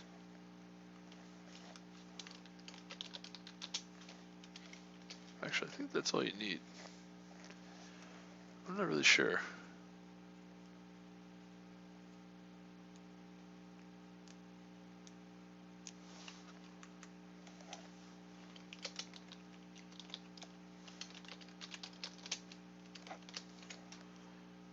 It'll do.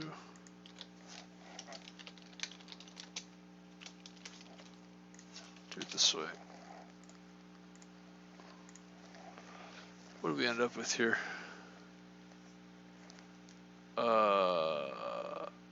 Nice. What just happened? Okay.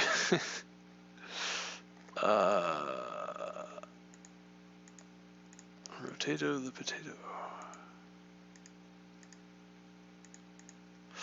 What did we just do? You map the board. Oh, that's why. Because no. Oh, I understand. Okay. Yeah, I remember now. Function. How do I even do this? Oh, we okay. All right, hold on.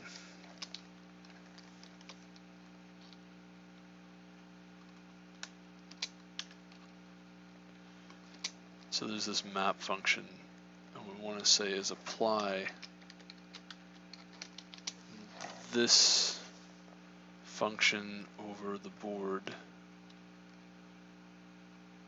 and this function will take X. How does this work?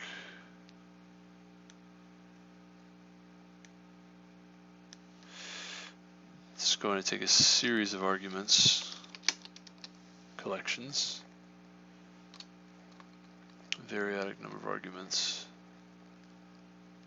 and then map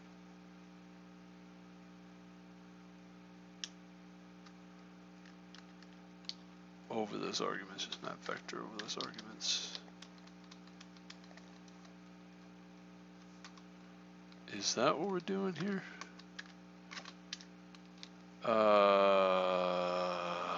That doesn't seem particularly good.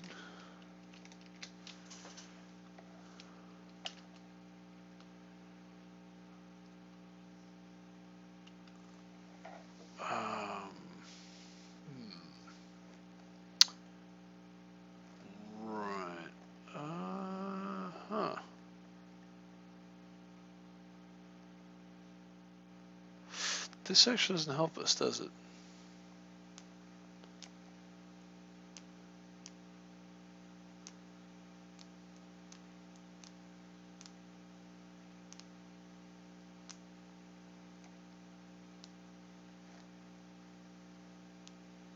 No, this doesn't. What?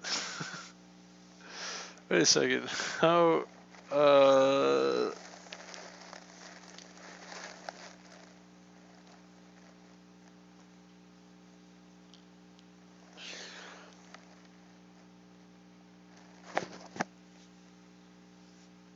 I'm so confused.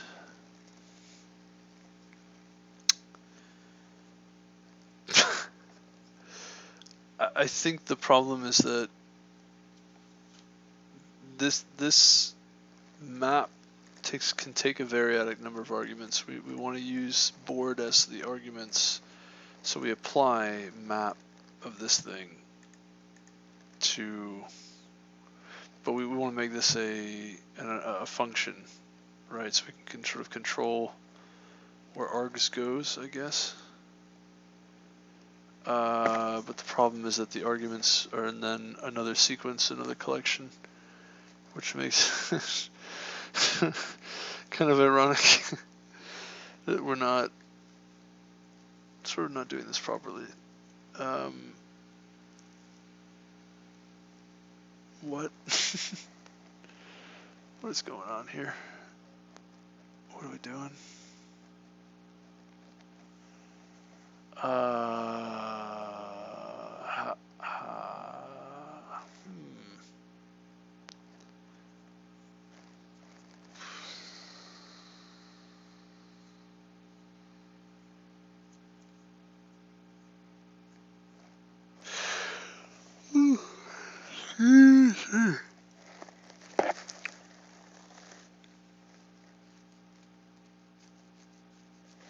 Alright, what we want to do is just apply map.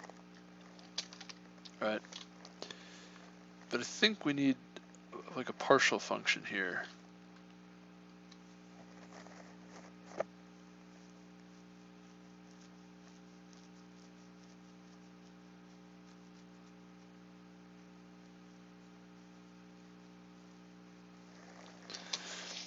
Because we can't just use vector. And we can do comp list vector. Right. That works. But this has to be like an anonymous function. Now here's the issue. Yeah, okay, I guess this works okay. Yeah, alright, take it back. Take back what I said.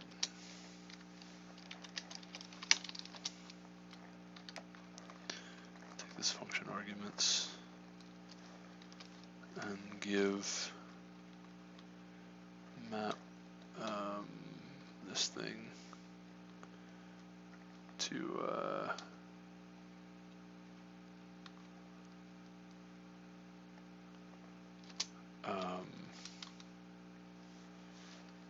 arguments.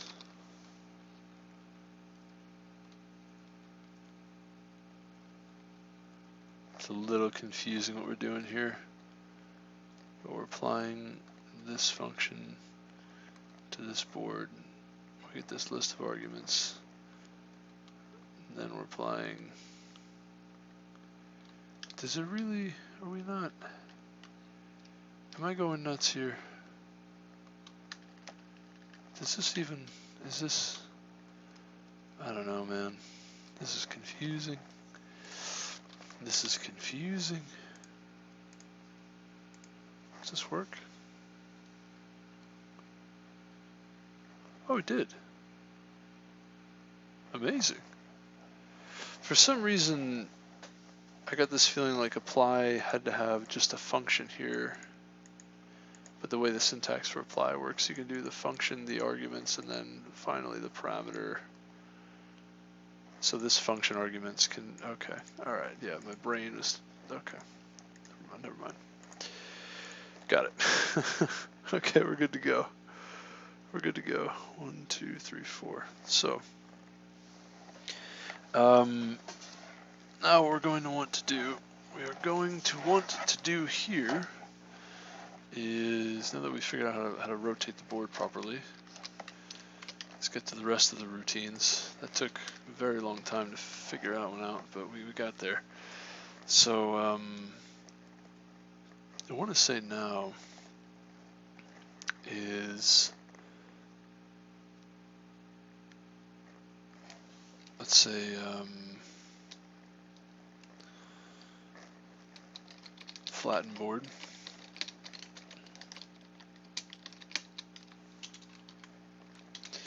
And what this is going to be is we partition, we map cat following function over these board values, and this function is going to be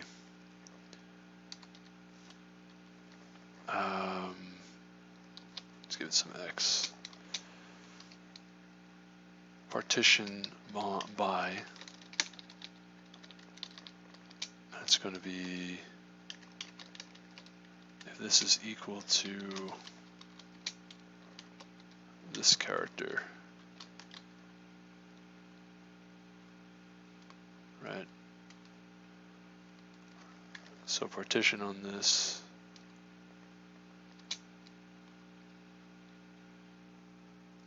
right, partition each of these things, and we're going to concatenate afterwards.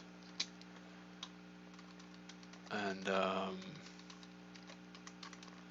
let's That's what the flattened board looks like. Also, I shouldn't have deleted this part here.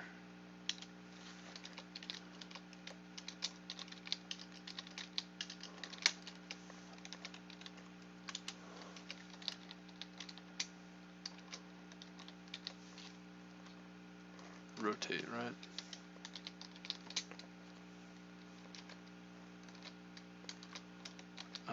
And finally, flatten the board here. See what that looks like.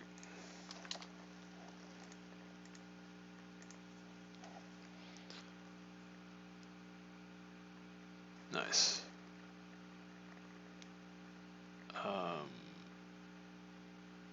Oh, duh.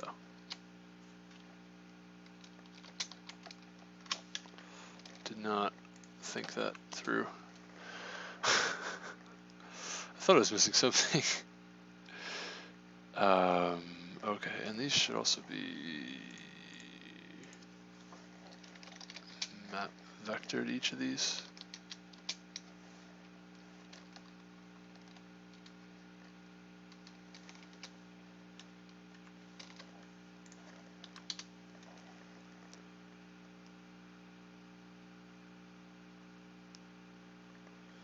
And we also want to filter. I'm wondering if I should use the threading macro. Yeah, I think so. So we'll do X, partition by, map vector.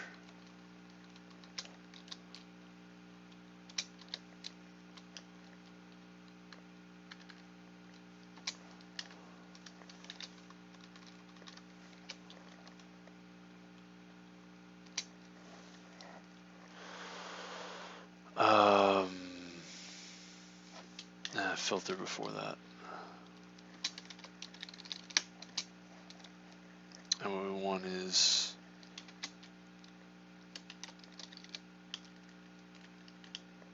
I guess count equals 1.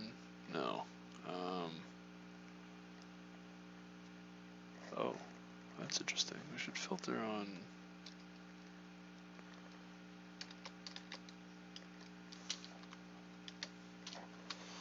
Let's say the first is not equal to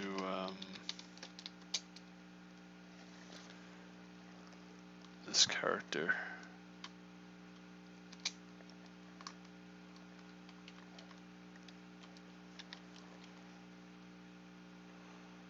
Okay, we'll do this.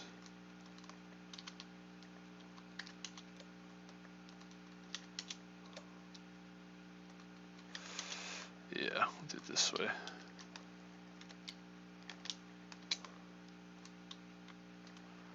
Filter out these characters.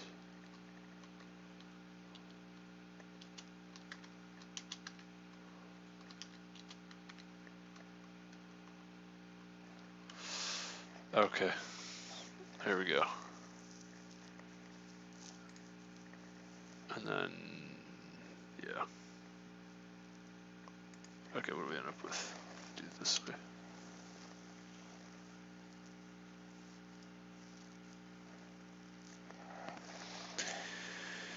And this should also be a vector at the end of all of it.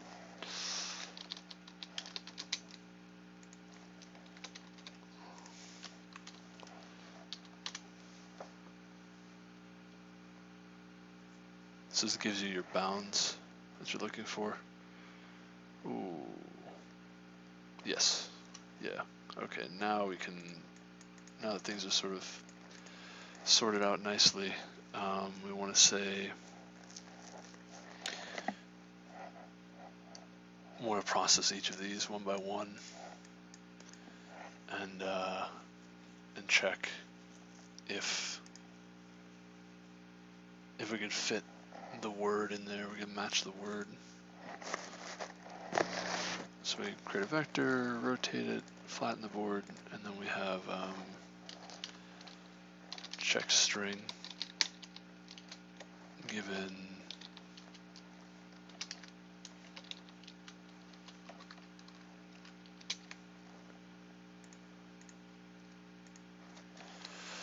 given some string x s and call it x's, right? Given that vector and some s, we'll say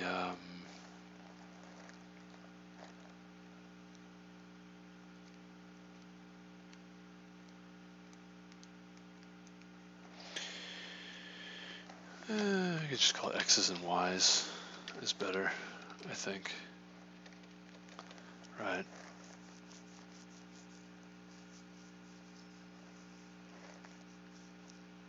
We'll just loop character by character.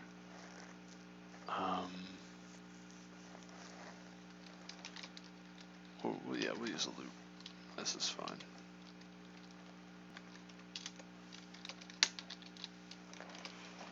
And we'll say initial binding will be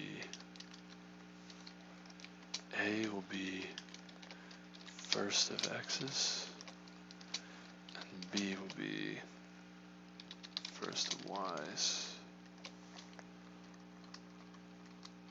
And we're going to say, how do we break loops in Clojure?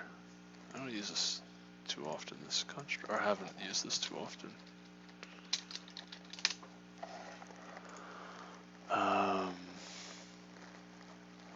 Bindings expressions, okay. Rebinding, and then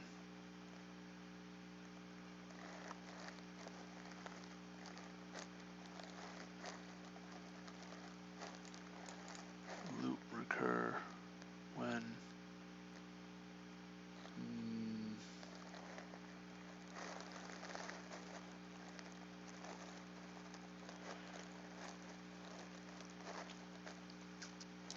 oh, I see. So if you don't recur, that's it. That's the end of your program. So you can use an if statement to not recur. So we'll do that.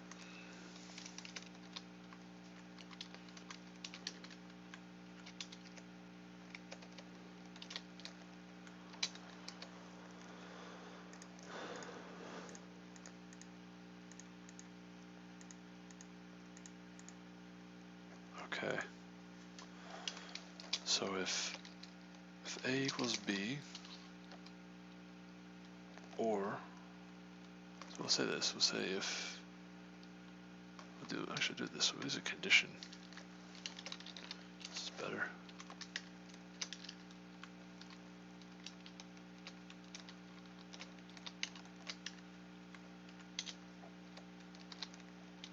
Oh, didn't mean to do that.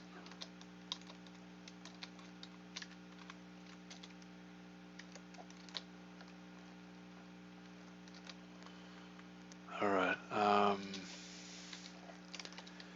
A equals B, or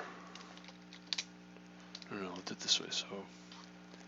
So A is equal to nil.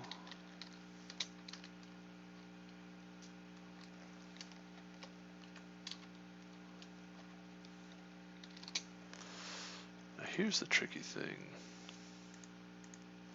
You can even just start with this. So we say if count of x's is not equal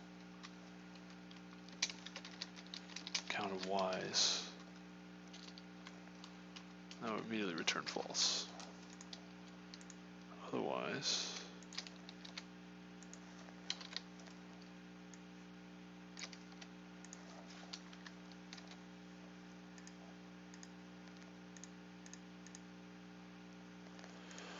all right, if they're not equal, then immediately to return false. Otherwise, we're going to loop and take the first of these x's and say if these are equal to nil,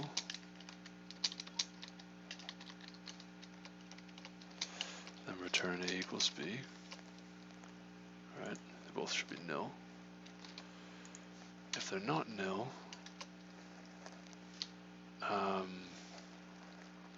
then we say if A equals B, or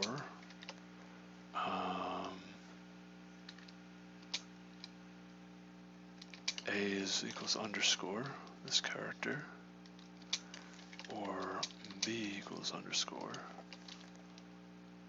right? And then we're going to continue, recur. Otherwise, return false, right?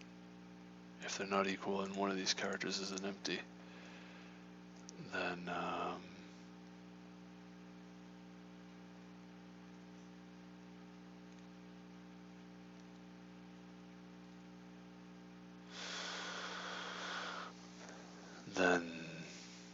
you return false. Yeah. To recur, you simply loop A, B. I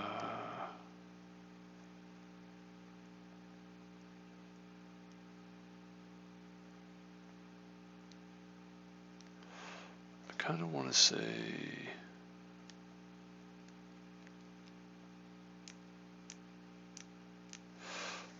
I'm tempted to do something like this.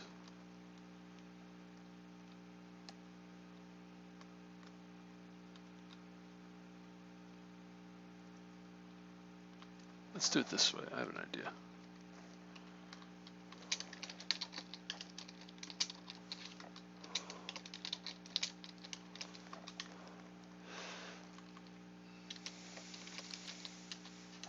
Let's use a let.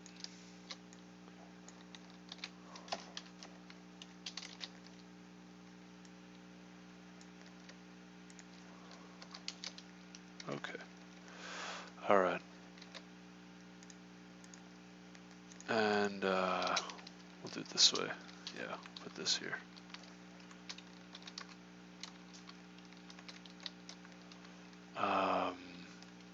And we're just going to say X's be X's and Y's be Y's. So you basically just rebind here, create a binding point for here for this spot, so we can recur back up here and loop nicely.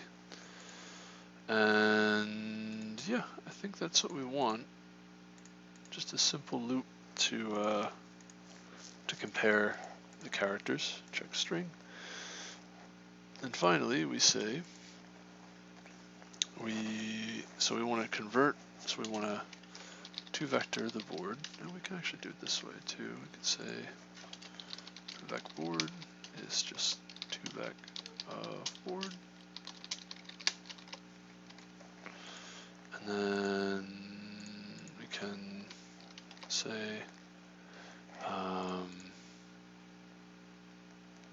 check string flattened board, and we'll say has solution would be function, which takes the board, we'll call it flat board, and we're going to say any sum of this function, which is check string, over the flat board, and then we'll just say true.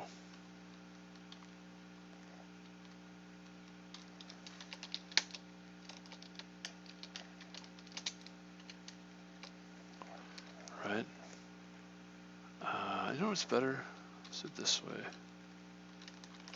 Let's map check string over flat board, and then we can say sum true. I think that's more what we want. And that'll give us has solution. Let me say or has solution of the vec board.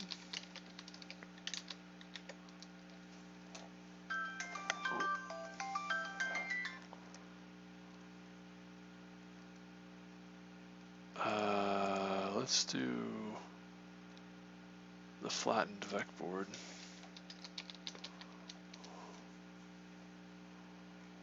Time for bed.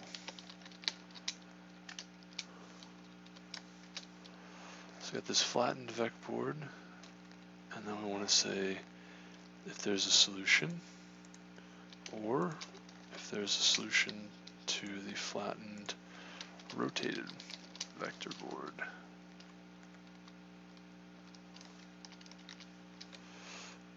That's it. Let's see how we do.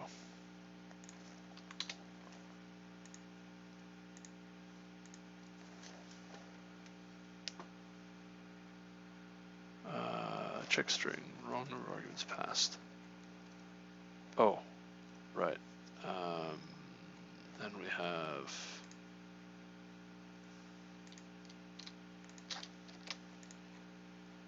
one more thing, which is there's this vector board, and then let's say search string as a vector.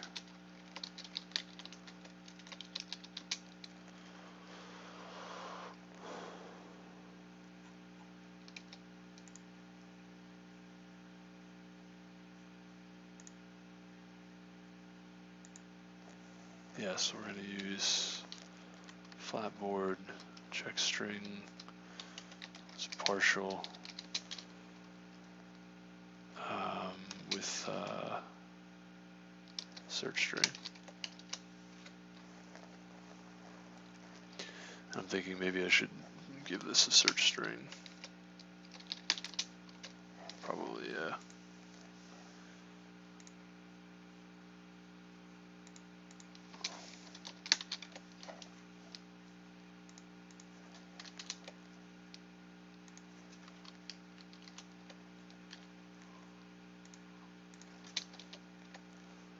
Okay, yeah, let's do that.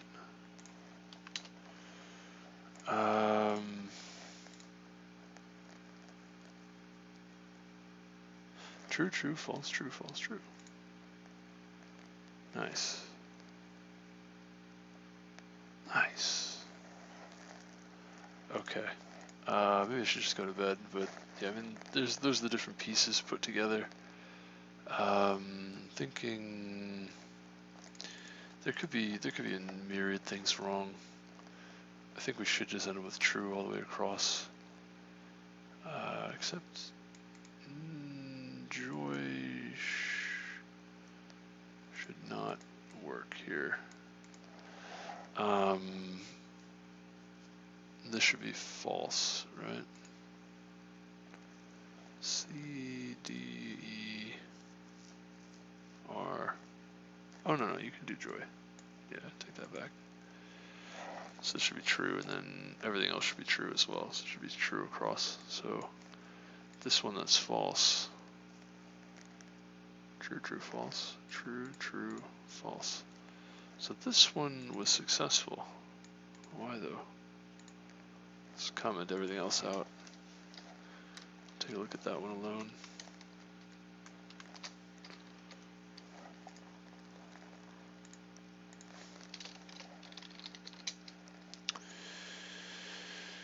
Okay.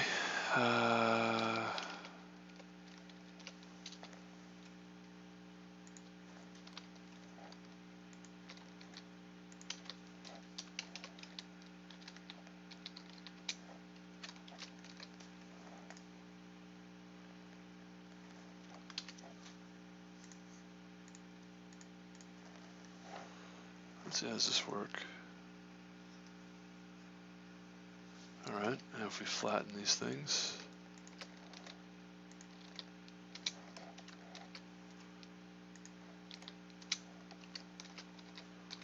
what do we end up with here?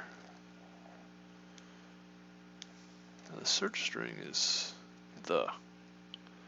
So somehow the fits here? No, I don't think that's true.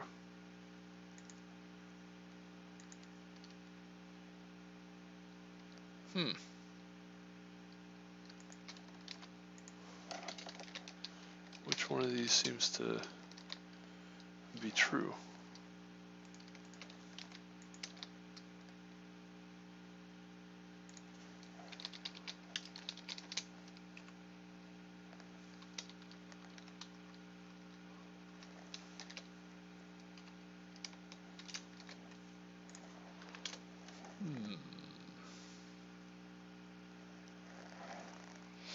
of these comes out true.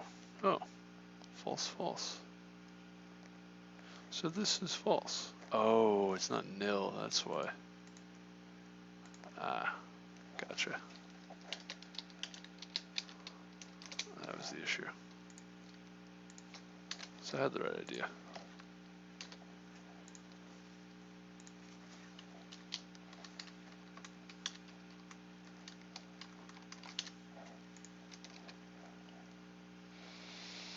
End of file. Alright, let's see how we did.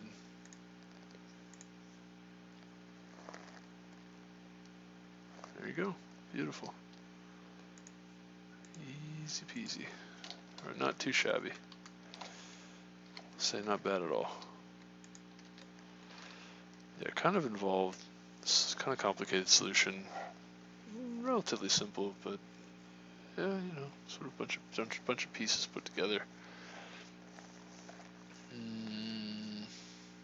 Let me change this to search vector. I prefer that.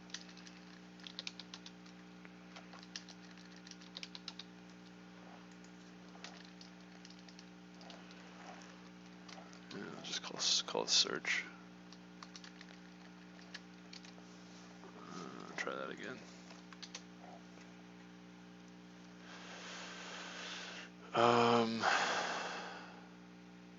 It's 2vec board. I'm not sure if that really. Well, the reason I want to do this is because I don't want to call the function too many times. Yeah. Yeah, that worked out kind of nicely.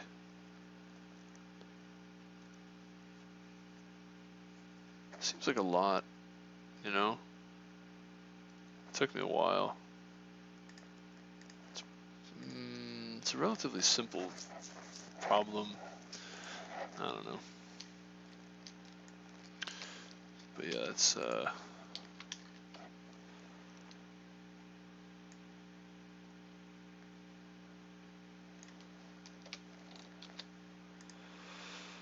not bad.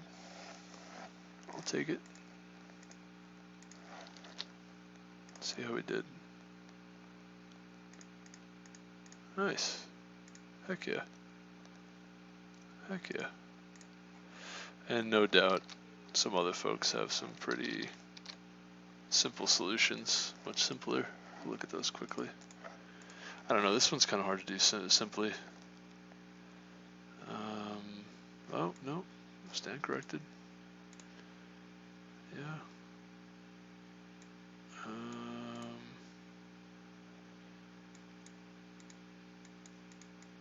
Compose string test. Places with the dot. Oh, is this like, these are regex for this? Oh, I didn't think of that. Look at that. Wow. Yeah, they did. Very clever. And test as a function, which uses regex. Oh yeah, yeah, you could have used regexes for this. It's a little bit simpler.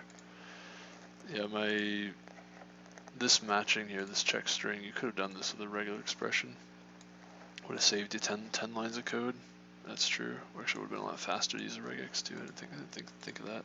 If you compile the regex instead of sort of manually. Yeah, if you just replace each of these. Oh man, that would have been better. I didn't think of that at all. Or I didn't consider that. I also want to anchor this regex too. I wonder if they anchored it all. They did. Yeah, they did. You want to anchor the regex.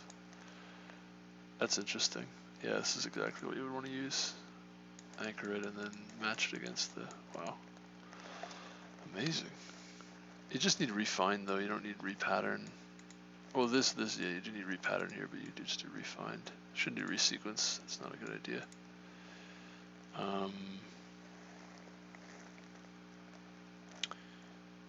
Wow. Interesting.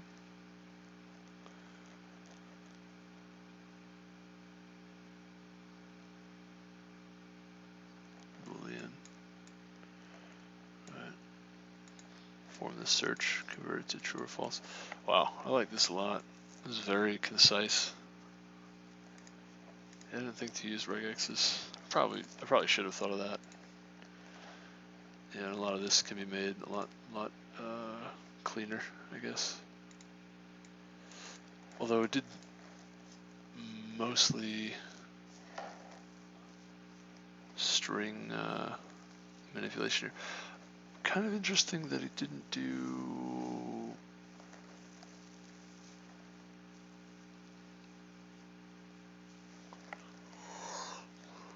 Excuse me.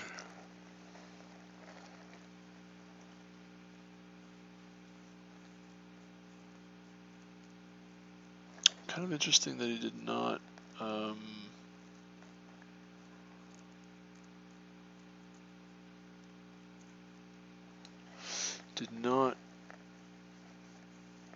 handle the vertical case separately. Yeah, how did data map apply string filter complement space ems? Maybe this is it. This is probably the part where he appends the vertical possibilities, and then yeah, because there's a certain conversion here that goes on. Each of these strings, right, you replace and also split and then concatenate everything that results. Yeah, it does this on everything, it looks like. Concatenate the data with apply map v string data. So this becomes a vector, or not just map v, but the results go to, yeah, I should use map v more often too, I like that. Oops. I should use map v more often. Concatenate the data. How does that?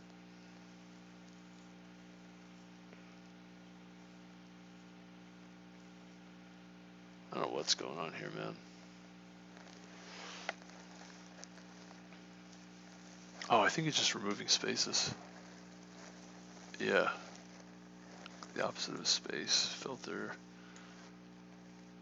on whatever this MS is, and then map.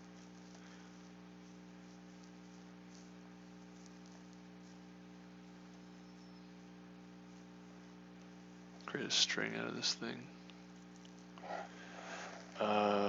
Filter, apply string, map each. Okay, yeah, so actually this just gets rid of all the spaces. And then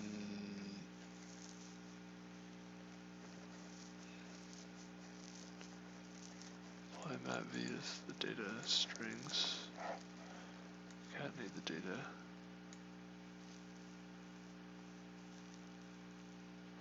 Actually, this looks like it doesn't handle the vertical case.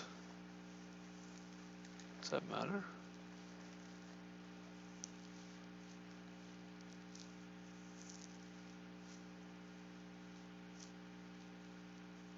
Yeah, it does. Matters here. Wait, really? I need to sleep.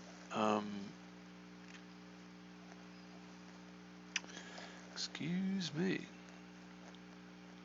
Excuse me. No kidding. Yeah,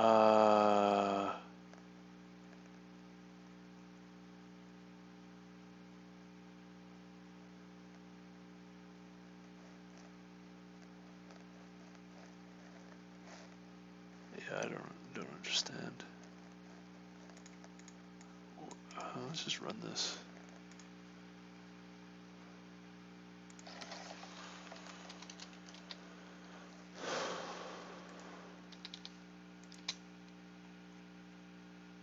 Crossword, okay.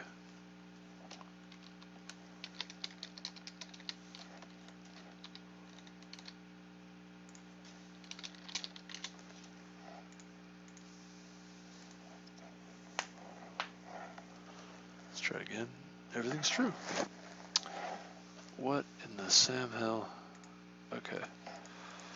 Let's try this.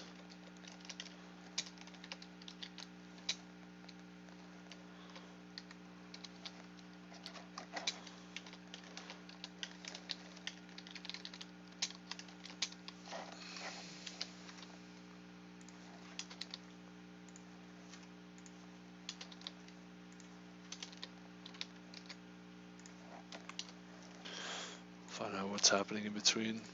Get a better sense of things, because I don't totally understand what's happening here.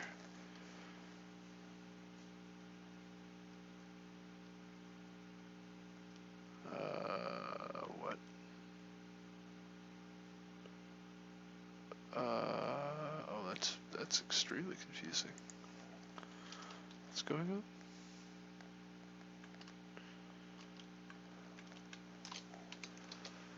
One more time. What the heck is happening? Holy guacamole.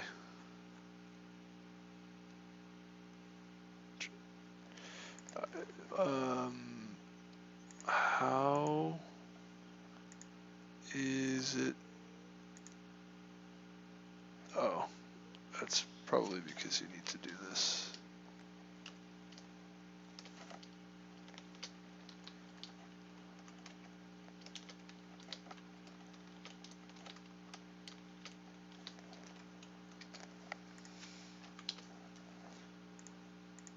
Let's see this then.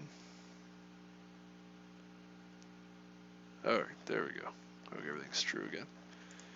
Nice. I was a little concerned here as to what was going on.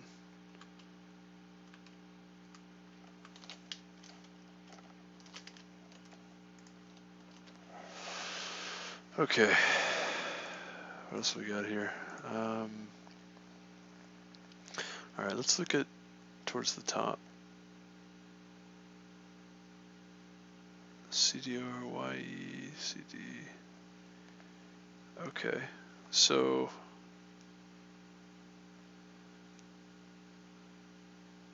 interesting.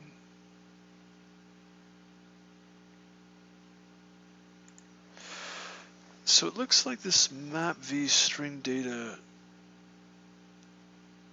that gets generated. Oh, and then you concatenate the data. Okay. And what is this data? What is this?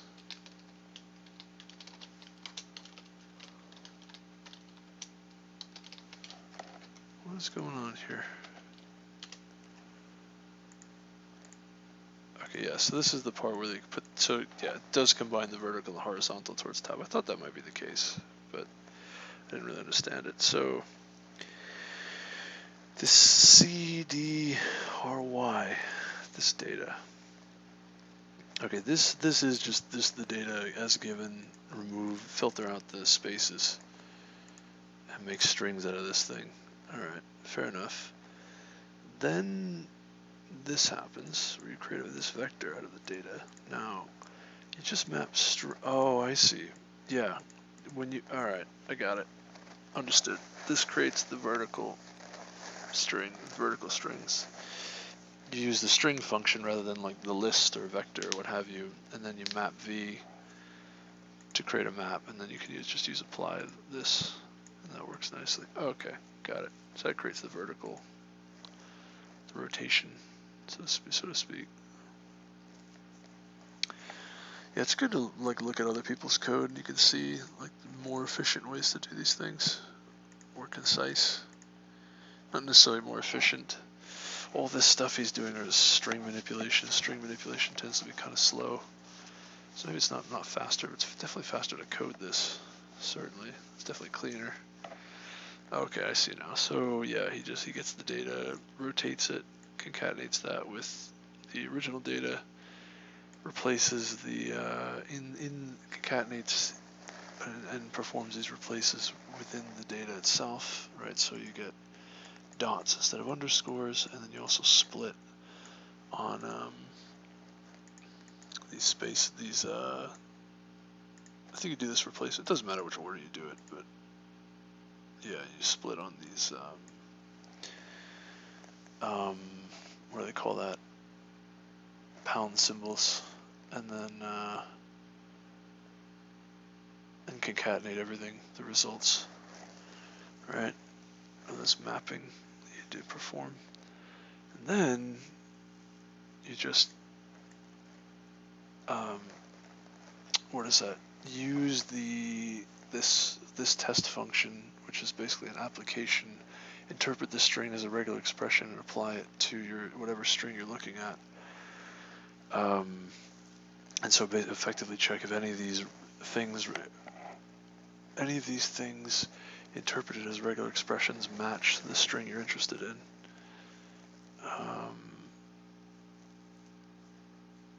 Which, right, S is bound, lexical scope, lexical closure to this test function.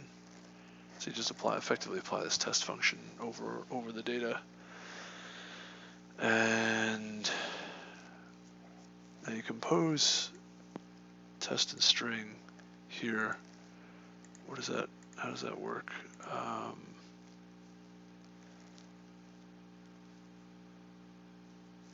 Let me see. Compose test and string. We have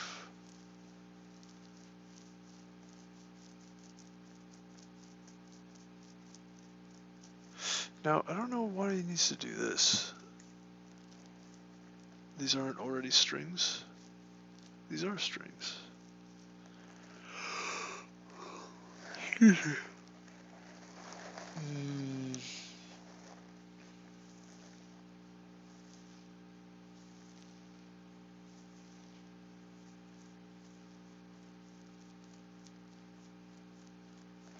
That's a little confusing. I don't think it needs this.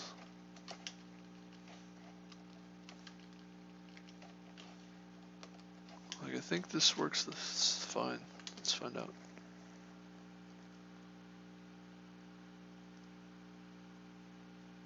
Yeah, that works out okay. Not necessary, that part.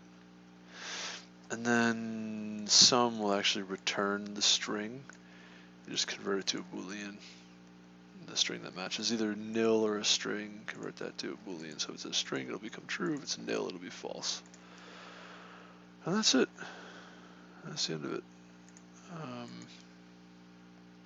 Not bad. Pretty cool. Yeah, I like this solution a lot. I'm glad I looked. It's very concise. Nice 8 lines of code. Pretty good. Pretty good. I have like 50 lines of code. It's like a almost factor of 10's order of magnitude. Wow.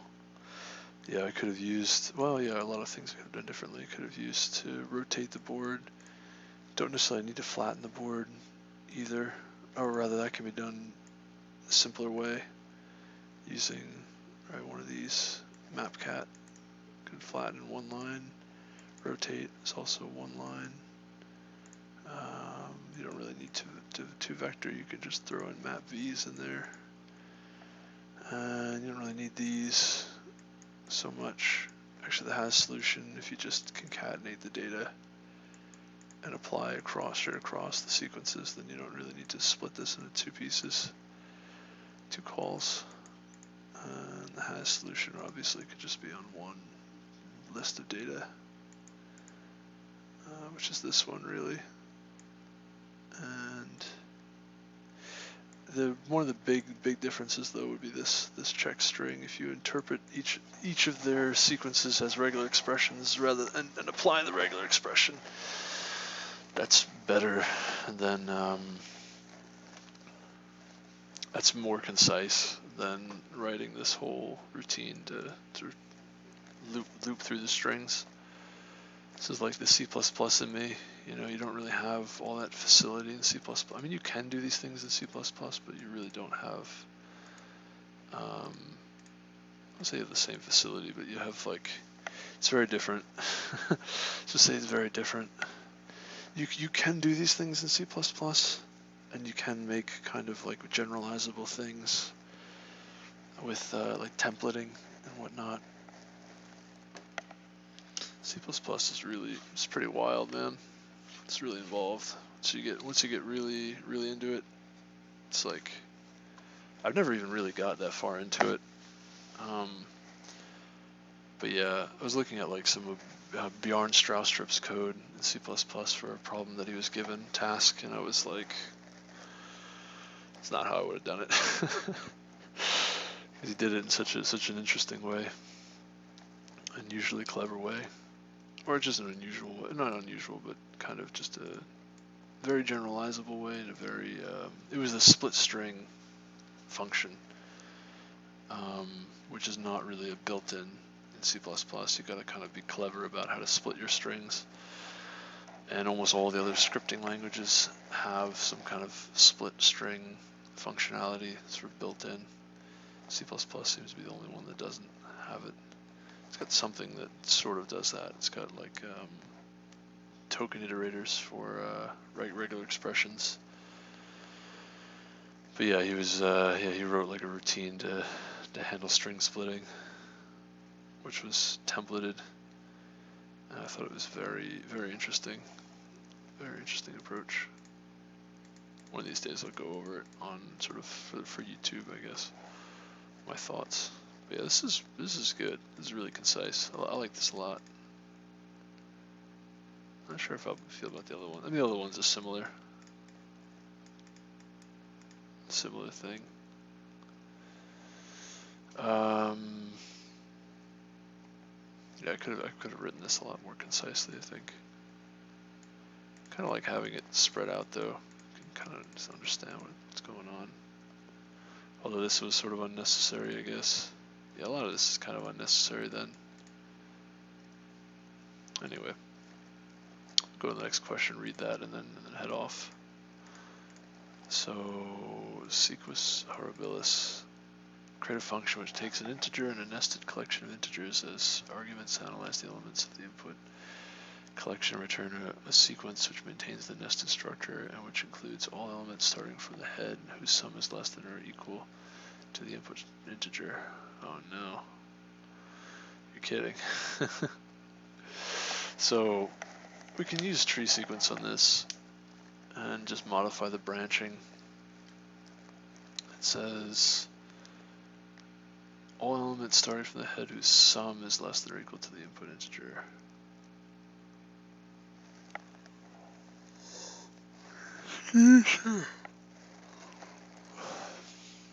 Takes an integer and a nested collection of integers as arguments. Analyze the elements of the input collection, return a sequence which maintains the nested structure and which includes all elements starting from the head whose sum is less than or equal to the input integer. What do you mean? What does that mean? So, okay, 10 is the input, and this is the structure, and this is the return. So, I guess if you do 1 and 2 and 7, no, 7 gets lost. Okay, I don't understand why. 1, 2, 3, and then 4. Don't include 5, 6, or 7. So I guess it's a increasing sum. I don't really understand. I guess as you now here's the other thing though, like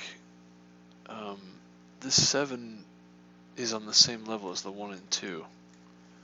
So I guess you only include the values at that depth that from left to right that are less than 10. Let's see, if we look at 30, you get 1, 2, and then 11. No, that doesn't even matter. So it's, oh wow. Okay. Very interesting.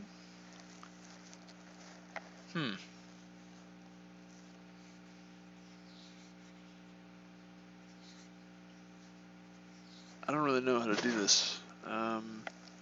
Using that tree structure algorithm, tree sequence algorithm. I mean, I could try that, but I'm not really sure. It looks like you're actually just moving left to right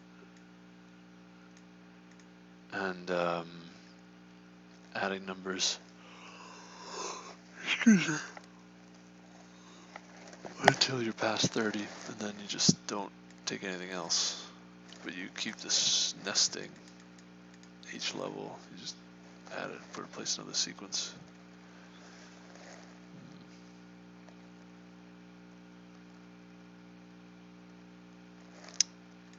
Yeah, it's kind of interesting.